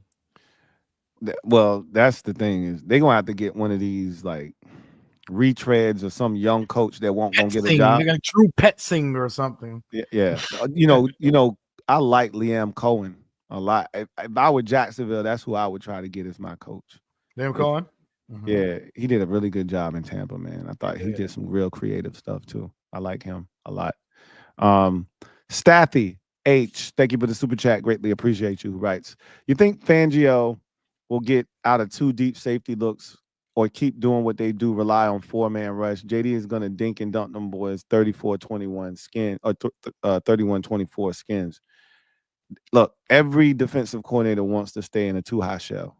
You have to make them come out of that. And if we can't run the ball to force them out of that 2-high look, they're going to stay in it the whole game. So it is imperative that he take what they're giving him. And then when he get those rare opportunities where they bring a safety down and you get one-on-one on the outside, and generally he don't miss. He sees it and he goes and attacks it every time. So I love 5, man. I take 5 in any situation. Yep, versus anybody. Line them up. Facts. Dejon Drake, thank you for the super chat. Greatly appreciate you. Who writes, last one, number 33, Sammy Ball was the last rookie to win a championship. 33 years since we made it to the Super Bowl. Can't make this stuff up. Look, man, it's too much like pointing in the direction of us winning the Super Bowl, bro. It just feels like fate at this point. Team of destiny. Yes, it does. So many connecting the dots, the years, full circle, beating Tampa Bay. I mean, Detroit, you can just go on and on. There's so many stuff you can throw and just say, hey, man, this is our year, man. So that's another one, Dejon. It's like Disney wrote it and put a bunch of Easter eggs in for us to figure out later. Yo, it's our year. Our year. Kofi, at ease. Thank you for the super chat. Greatly appreciate you. Kofi writes, Hail Kings. Appreciate you, Kofi. January 26, 1992, Super Bowl 26. My introduction to this glorious sport, this historical franchise, and the greatest fan base in sports. I've been saying it until it's backwards. It's time to believe. Hashtag HTTR for life. And that speaks to what Rio was saying earlier, is the 33-year anniversary of the last time we won a chip. How many signs do we need, y'all? Yeah, I mean, they all there, man. The Eagles don't know what they walking into, man. Like they really keep throwing around this. How many teams have ran into, man, some rookie is not gonna, man. We got to get past the rookie thing. This ain't no rookie no more, man. I look, man. I just love that the mindset is still out there with clowns like Seth Joyner. Talking about we don't have a snowball's chance in hell of going to the link and winning. And he's like, you could play this over and over all week. Like doubling down. Like, I'm like, you just said some clown ass shit and you telling them to play, you could play this all week. And then when they lose, where he gonna be at? Well, Jalen Hurts wasn't 100%. Yeah. You gonna find some bullshit. I'm like, I love it, man. Dude is a clown. They Absolutely. had an extra day to prepare for it than us. You're gonna make That's up on some the way. stupid shit, bro. That's on the way. Haval, thank you for the super chat. Greatly appreciate you, Rights. Mahomes is doing more with less. Alex, like, you can't make this stuff up, man. You Crazy. can't make this. He said, I can't, man. And you know, we championed Alex Smith and we made him. He was a surrogate son. We adopted him like he was our own. Rallied around him when he tore his leg to shreds. And this is the type of love you showing us? Really? Mhm. Alex Smith showing major CTE vibes from his playing days with the worst take of 2025. Someone make it make sense. I thought he broke his Alex. leg, not his brain. It's like, what are we doing here, Alex? Come on, dude. Make it make sense. Make it make sense. Hollywood Mo, thank you for the super chat. Greatly appreciate you. Chee-oo! Appreciate you, bro. I love seeing our team get hype in the locker room. Like when Dan Quinn break him down, throw his hand up. That joint is so fire, bro. Yeah, bro. Hey, don't that C on Jayden chest hit different now that we put the captain's patch on him, man? Yeah, long time coming. Just Yeah, leave man. it. Seeing that C. You see the C. More stars on and you put the C and then throw the Super Bowl logo on that joint, bro. I was like the I don't know if y'all peeped it. First game of the season, he had the rookie premiere patch on his joint. That was sick, bro. Hell I can't wait, man. I can't wait. Ty Nitty, it's a nitty beat. Peace, Kings. Thank you for the super chat. Greatly appreciate you. I think we will be the second highest rated game next to the Super Bowl. It's the tiebreaker, heartbreaker, and eliminator. Yes, sir. This one gonna be big, bro. We've been running it up 2 weeks in a row. 33 million on Saturday night. Right. It was 29 the week before, 33 this week passed, and this one can get to 37, 38, I think. 40. Like, yeah, this like Eagles NFC, Commanders. an NFC East matchup. Like, when's the last time we had an NFC East matchup in the NFC Championship game? Everybody watching, man. Yeah, this might be 40. You might be right, Rio. It might hit 40, bro. We must see TV. I hope y'all prepared, man. I keep trying to warn y'all, like, days of 1 o'clock games are over, bro. Like, Jayden, like, I'm telling y'all, you're not gonna be able to make plans during the season because we're gonna be playing on Black Friday and Thanksgiving and like, bro, they gonna be whoring us, pimping us out all like they do Mahomes. Like Mahomes was pissed off this year. They had 3 games in 11 days. That's about to be us, I'll never bro. forget that. Yep. That's about to be us, straight up. Was that Thursday, Sunday, Wednesday, or something like that? Yeah, Something because it was Christmas. Saturday. Yeah, they played a Saturday Sunday, game. Wednesday. They played a Saturday game. They played a Christmas game, and then they played. I think when did they play that next? Like a Tuesday or whenever that holiday was. Wednesday. Yeah, Wednesday. Yeah, bro, it's crazy, man. Crazy stuff. Do y'all realize that like we could be participating in Super Bowl Media Week? Yeah. Yeah. I love Super Bowl Media Week. I be watching the dumbest interviews and media scrum, bro. I sit on NFL Network and just watch all of it, bro. I've always wanted to know what it feels like to watch all these Radio Row interviews and just hear people talking about my team. I want to experience this so bad. We got to throw away all house money talk. We're way past that now. Yeah. Way beyond. Yeah. Yeah. That went out the window when we, to me, once we clinched and got to the playoffs and beat Tampa Bay, it was no longer about house money. And like I always say it as a joke because me and my guy Derek B got a running joke about house money. But like I said, we here now. Like if we don't win, I'm gonna be disappointed if we don't win the Super Bowl, bro. Yep. Like I expect us to win the Super Bowl now. You know what I mean? So it changes real fast when you realize you already have a top 5 quarterback. They just figuring this shit out. I've been trying to tell them all year. They just figuring this shit out. Like, bro, I told you we had one of them ones, and when they figure it out, it's too late. It's too late, man. It's too damn late. If you reading this now, it's too late. GT7, thank you for the super chat. Greatly appreciate you. Who writes, has Fangio been a DC in any big time postseason games? Yeah, was the coordinator for the Denver Broncos when they beat Tom Brady. And that year that Peyton Manning won the Denver. Super Bowl with his neck when Mhm. he was a passenger. Pretty sure Yeah. Vic Fangio was their defensive coordinator that year.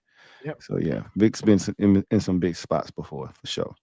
That's the Carolina Super Bowl, right? Yep. Yep. Against Cam Newton. Yep. Yep. Swaggy P, thank you for the super chat. Greatly appreciate you, my guy. Swaggy writes, see you at the watch party, Lou. Yes, sir. We gonna turn up. We popping bottles Sunday afternoon after the dub and playing What Happened to That Boy. What happened to that boy? They was talking shit. We put a clap into that boy. Hey, Lou, I have a request for you, bro. Yeah. We win this game. Mhm. I need you to put Dreams and Nightmares on a Oh, repeated man. loop. I need to see us in the locker room with Yeah. t-shirts and hats on with Dreams and Nightmares on repeat. Yo, Yeah, that blow would the be whistle and all sick. that. I'm gonna honor that request, bro. Bruh. Hey, I'm gonna honor that. Yeah, you gotta play that. You gotta play blow the whistle.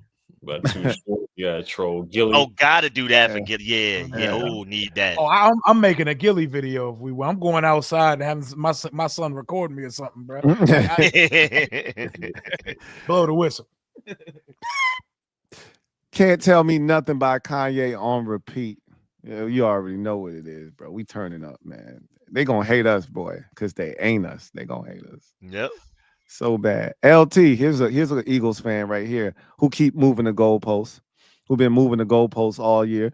Hey, what's going on, LT? Thank you for the super chat. Greatly appreciate it. Here you go. Oh, he always asks a basic hypothetical question that we always debunk, and then he come up with some other nonsense.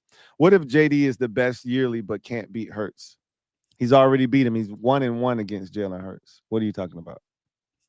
He didn't finish the game. Yeah, and look, he started the game, right? I can't help you on that, man. Benjamin Slade, thank you for the super chat. Greatly appreciate you. Benjamin writes, if Rams won, I wanted to go to the Super Bowl. Eagles won, we have to. Yeah. This is a must win. I mean, I feel you. Like, honestly, if I could keep it a bean with you, the one team that I felt 100% confident would beat Philadelphia was Baltimore. If they saw them again, I felt like they would be able to beat them. I'm not sure about either of them two teams. Like, so if you want something done right, you got to do it yourself. Yep. You know, let's not leave it to chance. Let's take care of business. Lang Hughes, thank you for the super chat.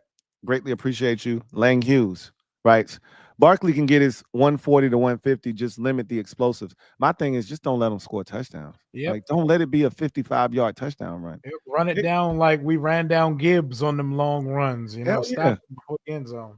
Because the first game we played against them, they were struggling in the red zone. I don't think they scored a touchdown in the red zone. We held them out the end zone. Their 2 touchdowns in that game came on Saquon Barkley runs from outside.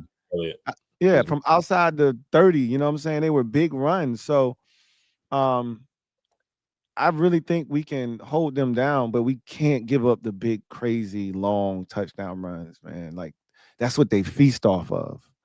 Gotta make them earn it, man. Gotta make them earn it. Optimal Focus. Thank you for the super chat. Greatly appreciate you. Optimal Focus writes, LB be chatting. He don't really watch football. He just watch his own team. He just watch his own team. That's facts. He don't really be watching the game for real. He just be talking. I can't stand him. I'm laughing my ass off. Rio and Louie been standing on business with these Bamas on these channels.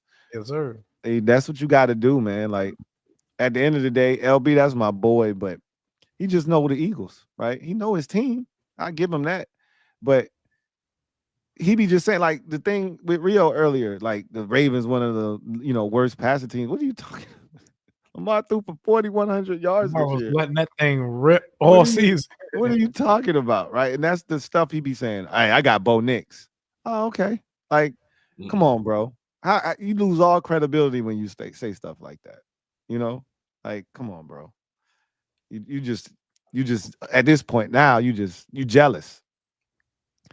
Raymond Mirza, thank you for the super chat. Greatly appreciate you. Hey. Raymond writes, "What up, fellas? What up? My 4-year-old son said we're going all the way and we're gonna win it all. He got me hyped. Hey man, the kids know, right? I love it for the kids who ain't have to. I went through that, so they ain't have to go through that. You know what I'm saying? I went through the struggle. I went through the Snyder years. I dealt with Bruce Allen, so they ain't have to, man. I did Jim Zorn. I did swinging gate. Yep. So you could get a quarterback and be great. I did that. So I feel good for these fans who. My son said school is electric, bro. My Oh, I son in bet. middle school, he said he ain't never seen this much burgundy and gold in his life. He said that's all people are talking about at school. I could only imagine. I can only imagine, bro. I'm going out. I've seen more burgundy and gold apparel in the last month than I've seen in the last 25 years, bro. It's not even close. So, yeah, it's different right now, man. The city is alive, right? It's ready. They ready. Hey, I'm gonna tell y'all right now. We live from the parade. We live from the parade. I don't care if it's 2 degrees outside.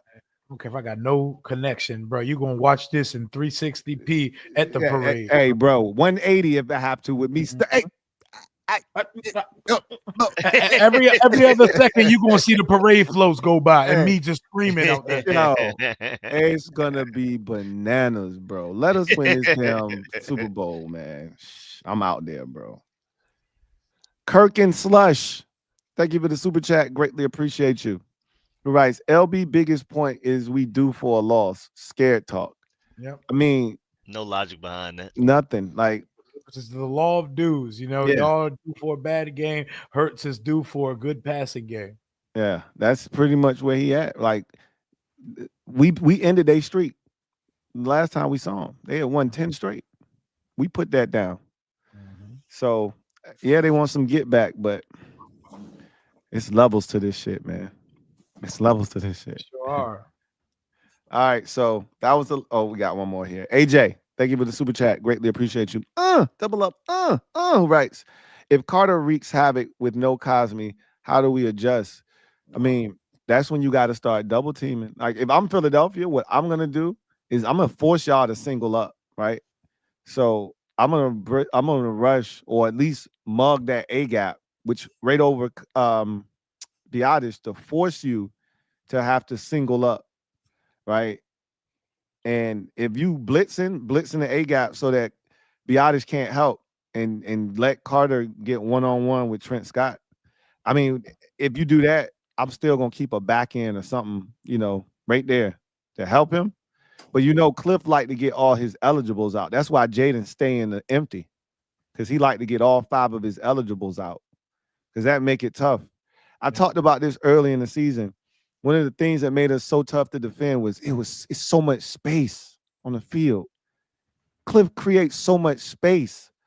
And even that play we was talking about with the Terry screen and the Eck run, how much space was created there, right? I think that Trent Scott's going to be fine. But if he's not, the adjustment is you got to keep a back end, or you got to put the tight end in, and you got to have them chip or double them in that regard. But Biotis, again, the Eagles don't blitz a ton. Biotis should be able to help. The center usually doesn't have a responsibility on the play. He should be able to help. So we'll see what happens. But all right, that was the last super. So now we need predictions for the game. Rio, we start with you, man. What we doing on Sunday? I'll tell you what we're doing, man. We pulling out the box of hats, t-shirts, lanyards, hoodies, and we are taking this show on the road to New Orleans because we are winning 30-24 in Philadelphia this Sunday. You better pray for the snow because this offense coming in is a buzzsaw. Jayden Daniels is going to score 3 times. Zane Gonzalez is going to knock in 3 field goals, and it's not going to be the type that we win at the last second. We're going to have a little bit of a lead, and then they're going to cut it down to 6 late in the game, and we're going to outplay them for the majority of 60 minutes, and we're going to keep the ball out of their hands, baby. Jayden Daniels and company are going to the Super Bowl in his rookie season, and that recalibration has been jump-started to Super Bowl contention in one season, man. Need I say more? My heart just started racing hearing you talk like that, bro. Like my shit legit is like beating fast. Like you talking Oh about us my, going to the Super Bowl right oh my now, bro. goodness, man. That's wild, man. Rico, excuse me. What's happening in this game, man? I got 31-17. I see the Eagles maybe kicking a field goal early in the game when the game is closer. Damn, But I damn. think after a while, after we go for some fourth downs and score some touchdowns, they're gonna feel like they're forced to. And I don't see them successfully completing a lot of them. So they'll get to the red zone like often, but come away with no points because we'll stop them on some fourth downs. And like to get like yardage wise, the game will be close, but we'll score in the red zone. They won't. That's why I'm seeing 31-17. And I also think again, once they get down to a certain point, they start blaming each other, fighting each other, and they'll never be able to recover from it. I say that too. I see a lot of sideline fighting. I see a lot of AJ Brown getting frustrated. I see a lot of Jalen Hurts not being 100% mobile. I think that's going to be a big impact on him. I don't think he's 100% at all. He's not going to be able to move. I think we are going to get pressure on him. I think Dante's going to be able to get after him. Dorrance, Frankie's going to hear the footsteps from Frankie. I got us winning 24-21. Jayden keeps it up. I do think field goals are going to be a factor. I do think Zane's going to have to knock him down. It's going to be another fourth down game. And I think Jake Elliott's going to struggle again, man. He's been awful. I think he's going to miss not an extra point, but he's going to miss a couple field goals to help us out for sure. Saquon still has a good game, but we do just enough. Like we always let up a 100-yard rusher, but it really doesn't matter sometimes because we always find a way to win. So I think Jayden gets the job done. And OZ gets like a game-leading touchdown again, either him or Crowder. Let's go. I think we all in the same boat. Rico, I would love to. Oh my Dude, I would God. love to do him dirty like we did Detroit. Oh my God. I don't see that happening, but I would love it. I would love to do it. I didn't see it happening against Detroit, so what do I know? 31-26 is what I have. Commanders getting it done. I like how we all have them us scoring points on them. Yeah, because we can. I got us with 4 touchdowns and 1 Zane Gonzalez field goal. Same. I love the ability of us to move the football. I think they late in the ball game get a touchdown. They're down 31-20. They get a touchdown late. They go for 2 to try to cut it to a 1-score game or a field goal game. They don't get the 2-point conversion. And the final score, the kick on onside kick, we recover. And that's all she wrote. We win the game 31-26. So the key, obviously, is going to be do not let Saquon Barkley beat you. If they're going to beat us, it has to be the right arm of Jalen Hurts. And if he beats us, you tip your cap. You tip your cap. But it cannot be Saquon Barkley being a one-man wrecking crew. So with that said, we are going to do this again next week, and we'll be talking about the Super Bowl with us in it. Sir. We are coming back, and we are doing this again. This party ain't stopping. And it damn sure ain't going to be the Eagles stopping it. Can you believe it? We'll have 2 whole weeks, a whole week to just bask in the glow of being in the Super Bowl. Our Pro Bowlers don't even have to go to the Pro Bowl. They're not going to the Pro Bowl, bro. They not going to the Pro Bowl. I was telling somebody, I was like, hey, the Eagles got a lot of Pro Bowlers. They can go. They'll be there. Have a blast. Tell us about it. Tell us all about it. Tell us about that flag football game, man. Tell us about those skill events. Score for us. Do it for us. Man, can you believe? Do you believe? Here we go, y'all. Jalen can go hold it down for Jayden at the Pro Bowl, man. Don't put him in the accuracy competition, though. I love it. So y'all know what it is, man. We're gonna glide to the side and let y'all enjoy the rest of y'all evening. And you'll be seeing us on various channels. Once again, I'll be live from Richmond at the Stadium Sports Grill or Sports Bar. And we'll be watching the game together. If y'all want to come out, get a ticket and come chop it up with me and the rest of the fans that'll be in attendance. And you're going to see all of us putting out videos throughout the course of the week, doing our thing and just continue to support us, man. We really do appreciate you. This has been a hell of a journey. And it's been made even much more that that much more sweeter because of you guys. So we really appreciate y'all and all the support. And with that said, y'all know what it is. If you're coming for these Kangs, you best not miss. Eagles fans, I hope y'all heard that. We'll see y'all next time. God bless. Good night. Cry, Eagles, cry. Cry. Cry me a river. Cry me. Yeah.